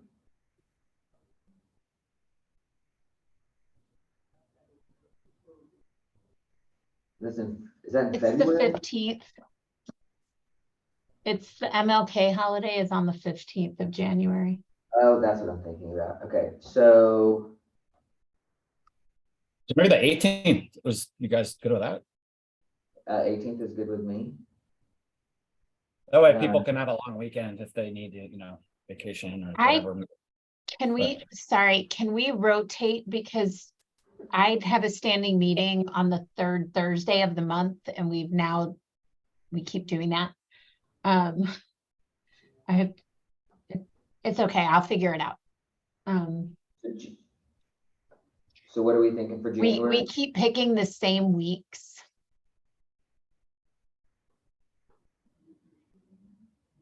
So are we talking about January of 24 right now? So would you prefer the 11th, Dr. Becker, you're saying? The January? 11th would be better for me if we're gonna do September the 21st. I'm indifferent. That's So fine. 11th. Yeah. Fine with me, yeah. Thanks for speaking up, Dr. Becker. April 4th or 11th? It doesn't matter to me. Yeah, me neither. Doesn't matter. Y'all want to do the 11th? Ms. Moore, do you have a preference? No preference here. All right, let's do the 11th. I in terms of 2025, I mean, I have zero preferences that far out. Does anybody About have anything? You're not booked up yet, John? 2025? No, I'm not. It's hard to think about it.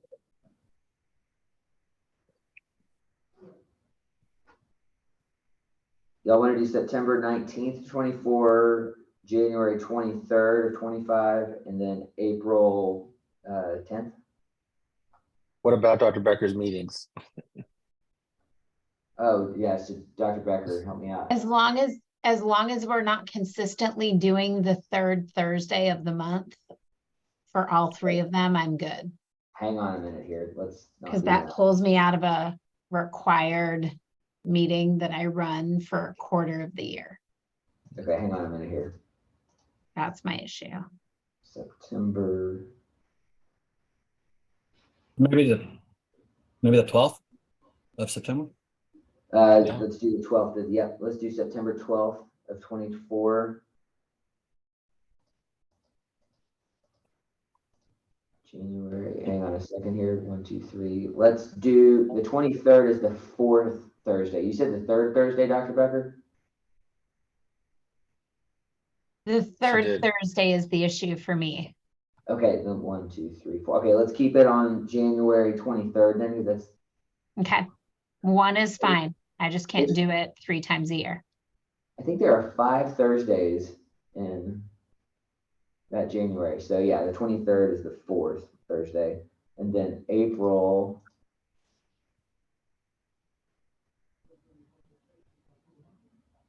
10th is the 2nd. So, okay, so I'm going to restate this, Ms. Moore, make sure we're all on the same page here. We're going to do September 21st of 2023, January 11th, and interrupt me if I get this wrong, guys. January 11th of 24, April 11th of 24. We're going to do September 12th of 24, January 23rd of 25, and April the 10th of 25. Got it. Without objection, those dates are, hearing no objection, those dates are accepted. Great. Thank you. Thank you. Thanks for putting that together.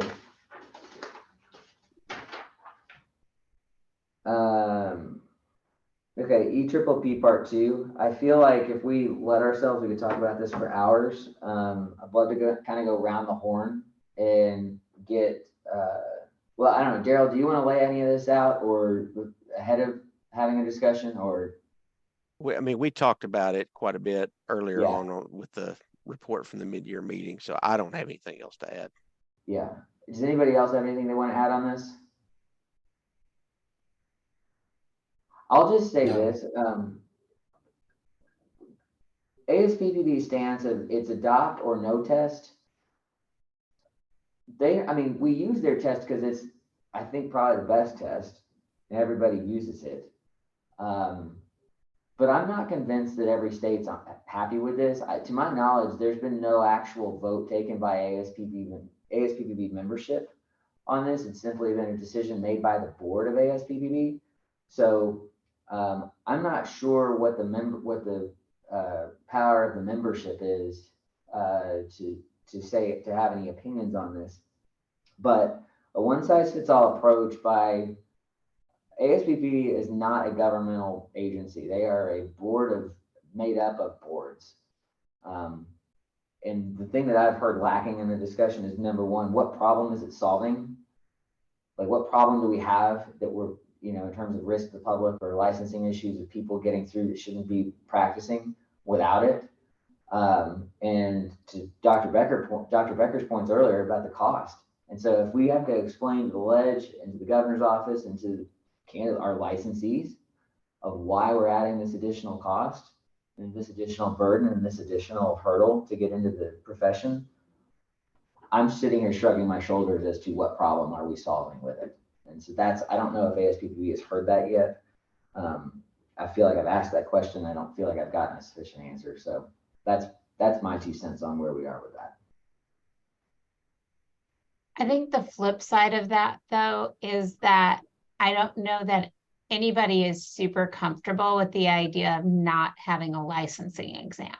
I don't know that there's really, I don't know that there's really any professional anything that doesn't have a licensing exam. And so I think that ASPPB has really done a number on the profession with this move. And so it's an interesting chess move, quite honestly. Yeah, well said. It feels like we're being strong-armed, right? Yeah. Yeah. It absolutely. And to me, I think the thing that I'm challenged with is the fact that, to my knowledge, the membership has not had an opportunity to vote and weigh in on this. It was simply the board. The members elect the board, but the board was the one that handed this down.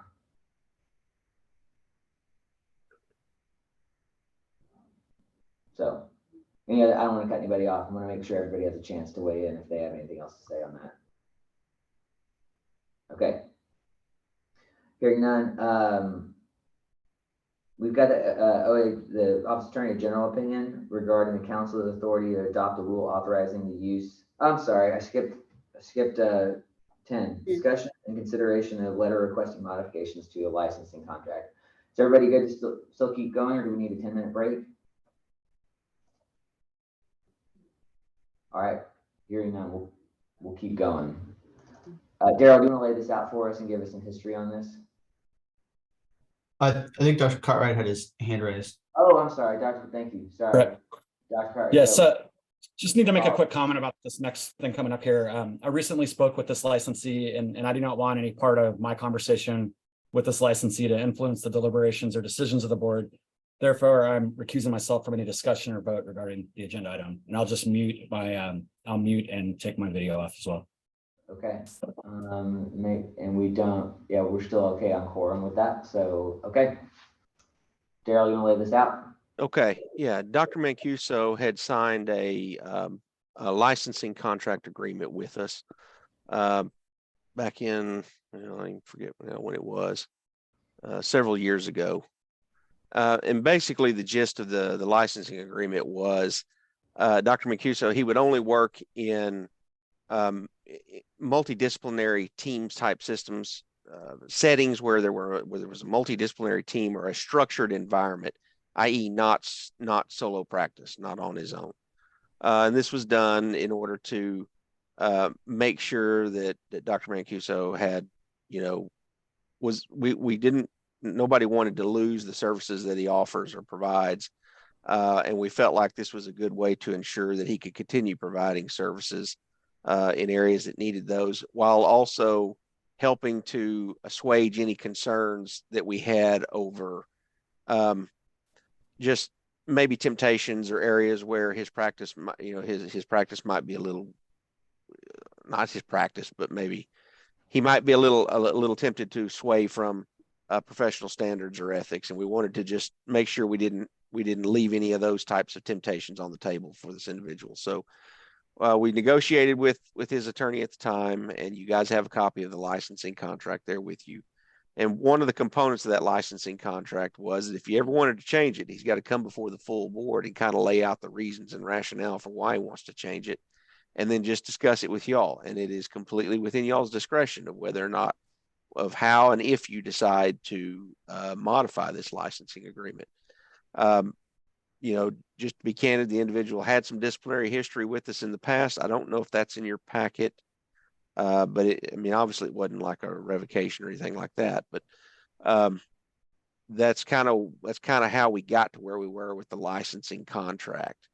I know Dr. Mancuso is here today, so we want to give him a chance to kind of lay out what he's asking for and why.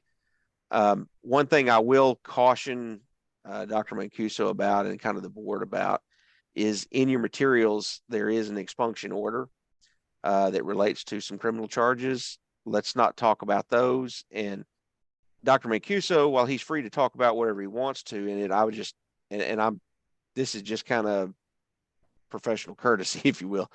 Just know that this meeting is being recorded and it will be put on YouTube. So if you talk about anything that was related to what has been expunged, it's going to be out there in the public ether forever, and there's nothing we can do about that. So, and the board is not going to be able to take any action with regards to an expunction order today. So just be careful what you're saying, Dr. Mancuso, whenever you speak here in just a minute. I'm not trying to control what you say or do, but I'm just trying to kind of help you out here. Don't make, don't say anything that you don't want out there in the public ether forever, because this stuff's got to go on YouTube and it's subject to the Public Information Act this recording is. So with that, unless there are any questions from the board, Diane, let's get Dr. Mancuso up here and we'll let him kind of outline what he's asking for and why. Okay, can you hear me? We can. Yes, sir. Okay. Well, first of all, I want to let you know I am so nervous. I was talking to Sam Houston yesterday, who represented me in my last 2 cases, and I said, I'm more nervous now than I was for my last 2 complaints. Look, I'll just, in the spirit of brutal honesty, things have been going downhill for me since COVID, and I'll get to that briefly. But over the last month, it's been really hard. And again, in the spirit of brutal honesty, the last month I've been feeling scared, anxious, at times panicked. I feel really vulnerable right now in front of you. And the fact that I can share that with you, to me, means I've had a lot of growth. Because 10 years ago, I wouldn't have had the courage to come before you and say that. And I hope you see that as a sign of growth, because I think that led to my personal and professional demise, especially in 2011. Just everything went wrong because I didn't ask for help and I didn't do it in a timely manner. And I'm sorry, I'm probably going to cry. I apologize. I haven't worked since May 24th, and that's not for lack of trying. I was working at over a dozen nursing homes prior to COVID. After COVID, I retained 2 of those nursing homes. Both of those I had worked at for 7 years. They terminated my contract last year, both of them, which was very disheartening because they went with a larger corporation that could provide more services than just counseling. They like the companies that provide, like the PT and the psychiatric services. And so ironically, I actually have a job right now, but they are unable to provide me with any nursing homes for the same reason, because they don't offer those additional services. And a lot of these companies are now going to telehealth, which I personally, I know other professionals like to do it, but I do not like to do it with the elderly population. It confuses them. I don't like it. And so, I have applied to these larger corporations like Deer Oaks, but all those jobs have basically been filled since COVID. So I'm in this really bad situation. I actually applied at HEB and Walmart here in Stephenville. That's how desperate I am. But I keep hearing you're overqualified. My vita doesn't exactly, holler out for a non-psychology job. The only other 2 jobs I've ever had in my life, I was a bank teller when I was 17 and I was a bartender in college. So I don't really put that on my vita. All I've ever done is this. And this is what I want to continue doing. I love working at nursing homes. I will continue to try to get nursing homes, but I have to make a living, and I'm scared of going broke, losing my house and everything I've worked hard for. I know I've made mistakes. And honestly, I got a job offer in April to work at a telehealth company, but I had to refuse because I do not want any problems with the board. I signed that agreement on my own accord, and I agreed that I would not take a job. And so I've been waiting on this meeting to just talk openly with you, and I guess ask for some grace and some mercy, that maybe you'll help me move out of the nursing home situation. That's all. Thank you very much, Dr. Mancuso.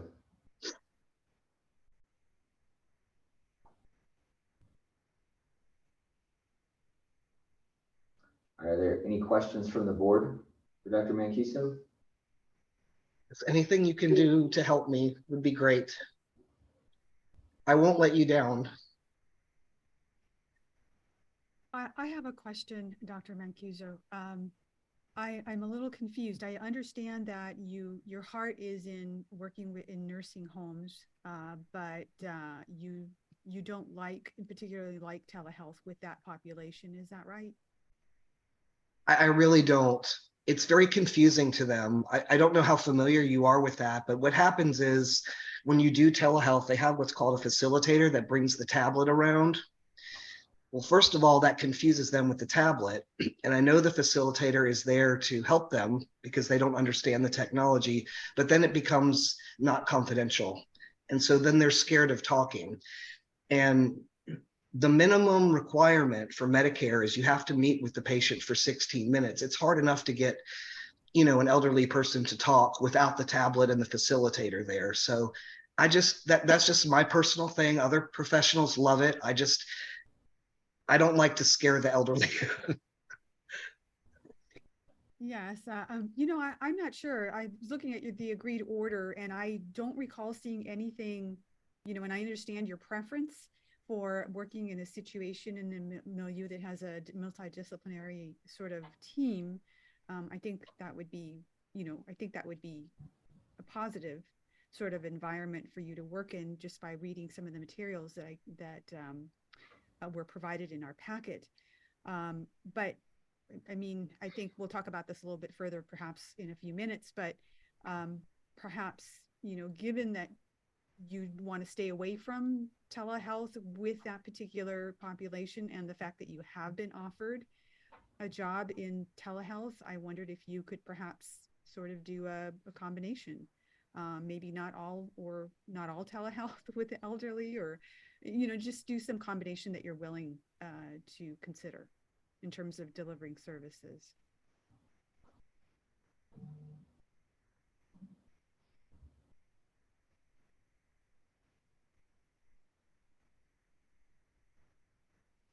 Dr. Mancuso, Yes. Did you hear Dr. Lambden? I can barely hear her, but I think I understood the gist of it. But right now, the company I work for, they've already assigned those telehealth jobs to somebody else. So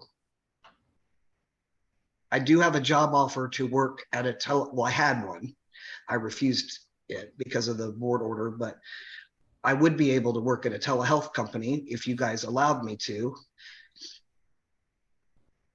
But it would not be with the elderly population.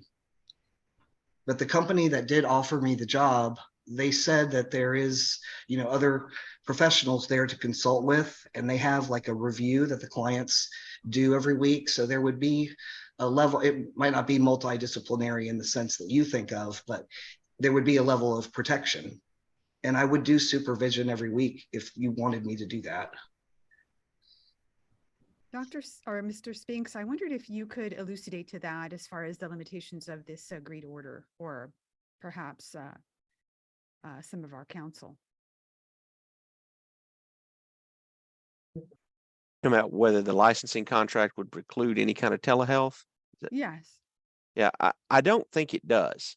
And the reason for that is we don't view telehealth as being different from, it's still the delivery of psychological services. It's just through a different format. So when I read it, I don't view the licensing contract as, precluding Dr. Mancuso from doing telehealth. That's not how I read it.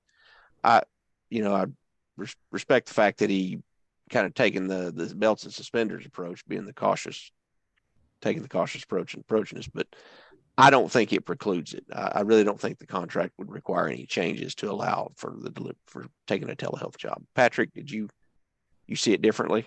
No, I was going to agree. You beat me to it. I think the main purpose of the contract is essentially to say it prohibits Dr. Mancuso from working in a solo private practice, essentially.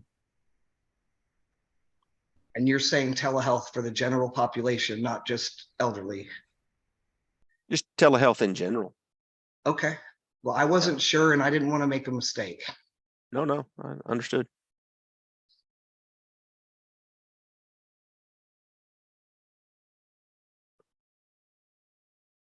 I'm reading that licensing contract again.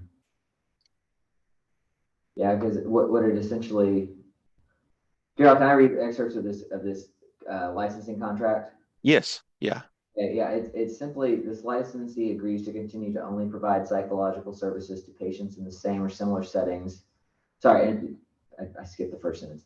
Licensee currently provides psychological services to patients in assisted living facilities and nursing homes. The licensee agrees to continue to only provide psychological services to patients in the same or similar settings.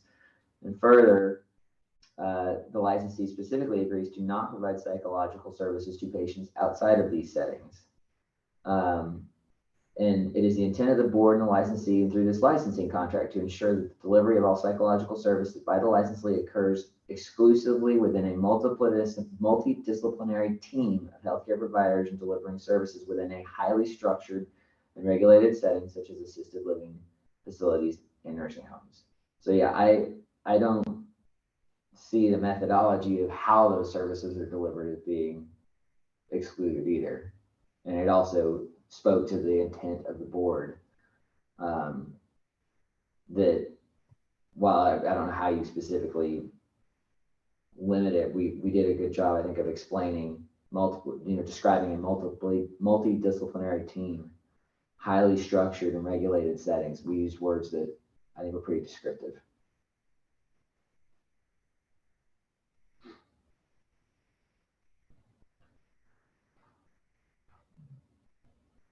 So is there any other questions, discussion?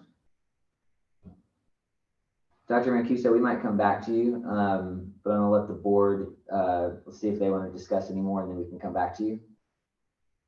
Okay. Are there any parting thoughts that you'd like us to have before we get into the discussion or deliberation here?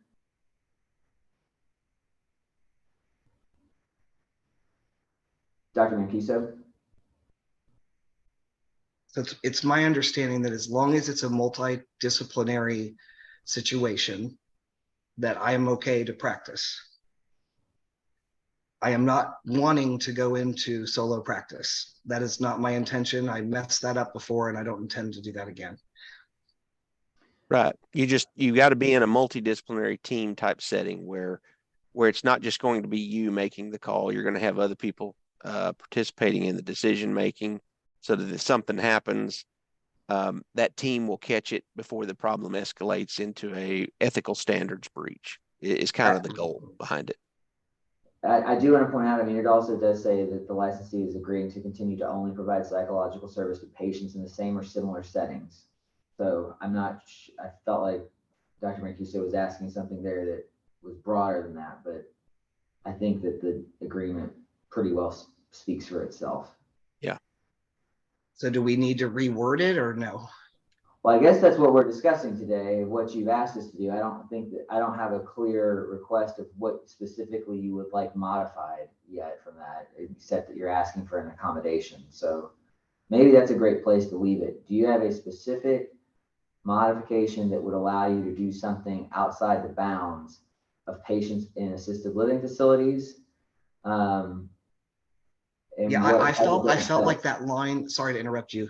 I felt like that line in the agreement was pretty specific. I couldn't work in other like places other than nursing homes or assisted living. I would agree. If I interpreted that wrong, I apologize, but that's how I interpret. I think that if we're talking about telehealth to somebody in that type of setting, I don't think that would particularly preclude. That wouldn't be precluded. Is that right, Daryl? I think he could go beyond nursing home and assist, because it says same or similar. But whatever that setting is, say it's a hospital setting, that's not nursing home, that's not assisted living, but you're going to have that multidisciplinary team approach there. Right. So if you go to that type of a setting, you're going to be okay.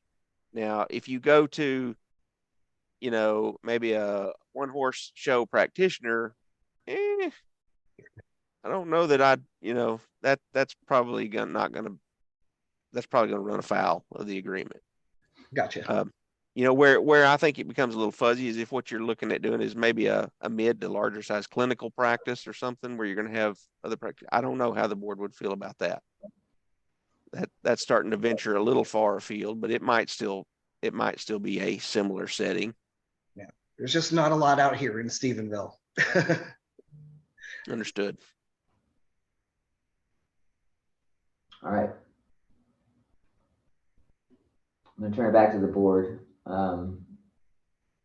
Did y'all have any specific questions? I'm a little confused by which documents you guys are reading from.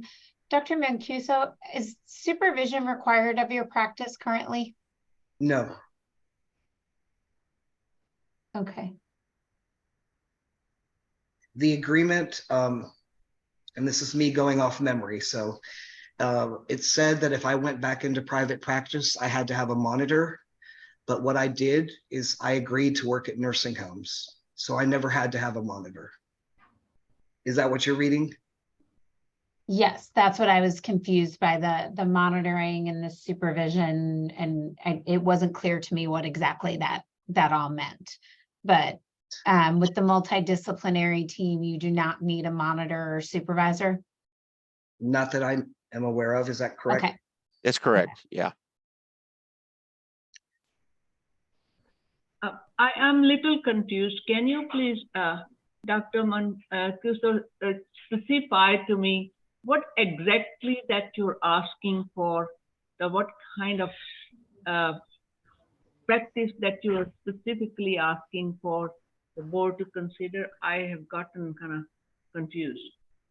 Well, I think the first purpose of the meeting was to clarify, can I go outside of nursing homes? Can I do telehealth? And just to reiterate, I don't want to go into private practice. I will not do that. I really just need a job. And I want to be a psychologist. I love what I do. If I could work at a nursing home today, I would pick it over any other job, but it's just not available right now. I'll keep trying. But so what kind of job is available to you right now? Any? Just that telehealth job that was offered to me in April. I did decline it because I didn't know if it fit into the realm of the agreement. So that's pretty much the only thing that's available right now in my area. But again, I will keep trying to work at nursing homes because I do have a passion for that population, and I've loved the work.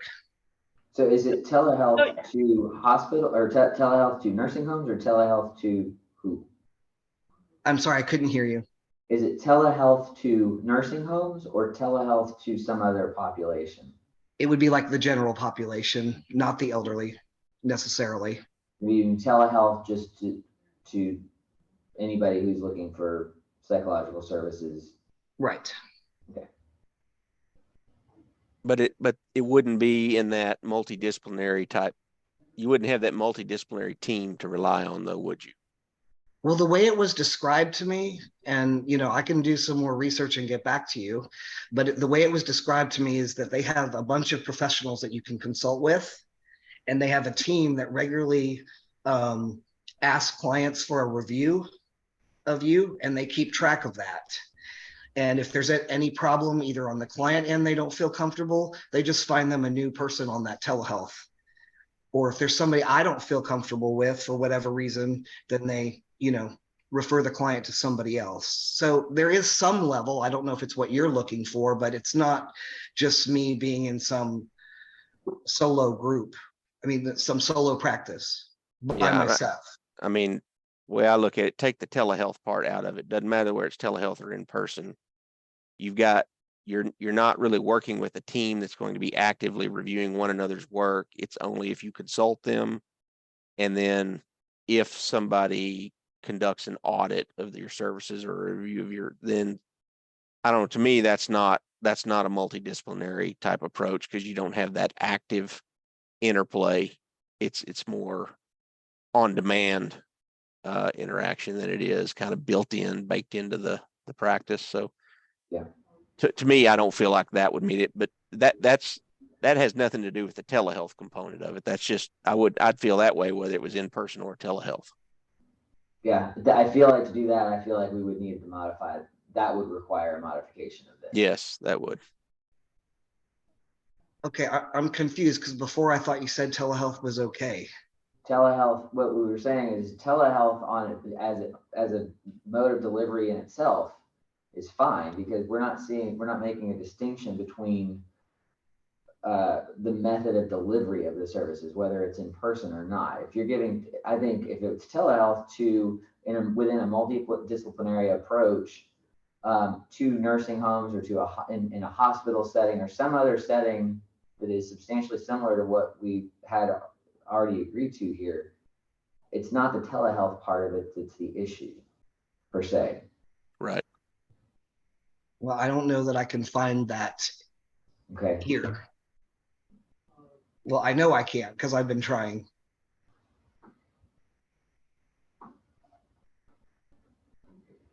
So do we have to make a motion, if we wanted to make a motion to modify the agreement, previous agreement, is that what ultimately would have to happen after the meeting here? Yeah, y'all would have to all agree and vote to modify it. And I'm willing to do supervision, or if you want me to have a monitor, whatever you want, please just give me a chance so I can work. I will continue to try finding nursing homes. It's not happening. I don't remember the specifics of this, but I know that the board would not have gone into a licensing contract like this without a lot of really serious thought about the limitations of why, the purposes of that. So modifying it here is obviously, I think, it's not an insignificant ask. And it's so. I will say, John, that modifying it, probably they didn't have COVID, in the context of what they're writing.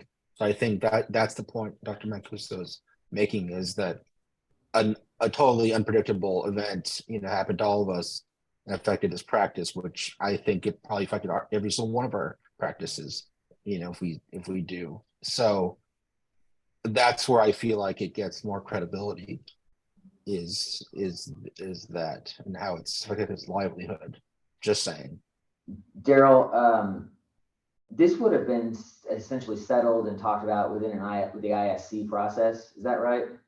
That's correct. Yeah, so I'll just say this, the board had the benefit of having a very candid, frank discussion and negotiation about this through the ISC process, which is obviously very different than doing it in a full open board meeting. Because there's probably a lot of confidentiality here out of respect to Dr. Mancuso that we would not or could not be able to talk about here in this setting, that would be very relevant towards making a decision on how to roll this back if that was the direction we were going to go. So I feel like this is the full board is very blunt force. It's a meat cleaver, and you need kind of a scalpel to modify this, in my opinion. So I don't know what our options are for putting it back through an ISC process to make a recommendation if the board did want to do this, but this just feels like a very clumsy setting to try to deal with this. Daryl or Patrick, do y'all have any guidance? We could certainly pull together or use the current ISC panel to sit down and have a a more candid conversation. Yes, sir. And then that panel develop a recommendation, and if Dr. Mancuso was agreeable to that, bring it back to the full board for review and approval. Yes, sir. I motion for that. I feel like that actually does.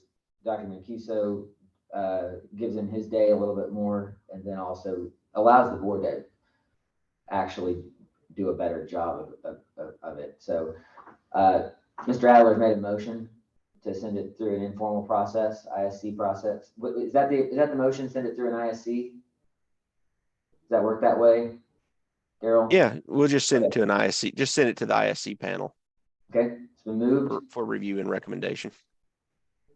May I make one comment and maybe have one question, and then I'll leave it to you guys?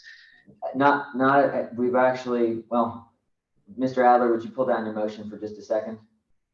I apologize. Okay, go ahead, you're Dr. Mancuso. Okay, so these complaints, I mean, whichever one you want to look at, the longest one was over, what was it, 8 years ago? The one in 2018, when we signed the agreement, that was from 2011, and it was dismissed. So I just want to point that out. It's not like this all happened last year. It's been a while, and I don't know if that helps or hurts my case. I don't know.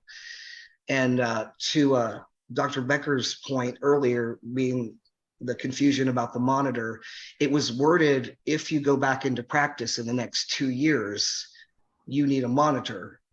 So it's been over 2 years. I didn't need a monitor. So again, I don't know if that works in my favor. I'm just trying to make a point.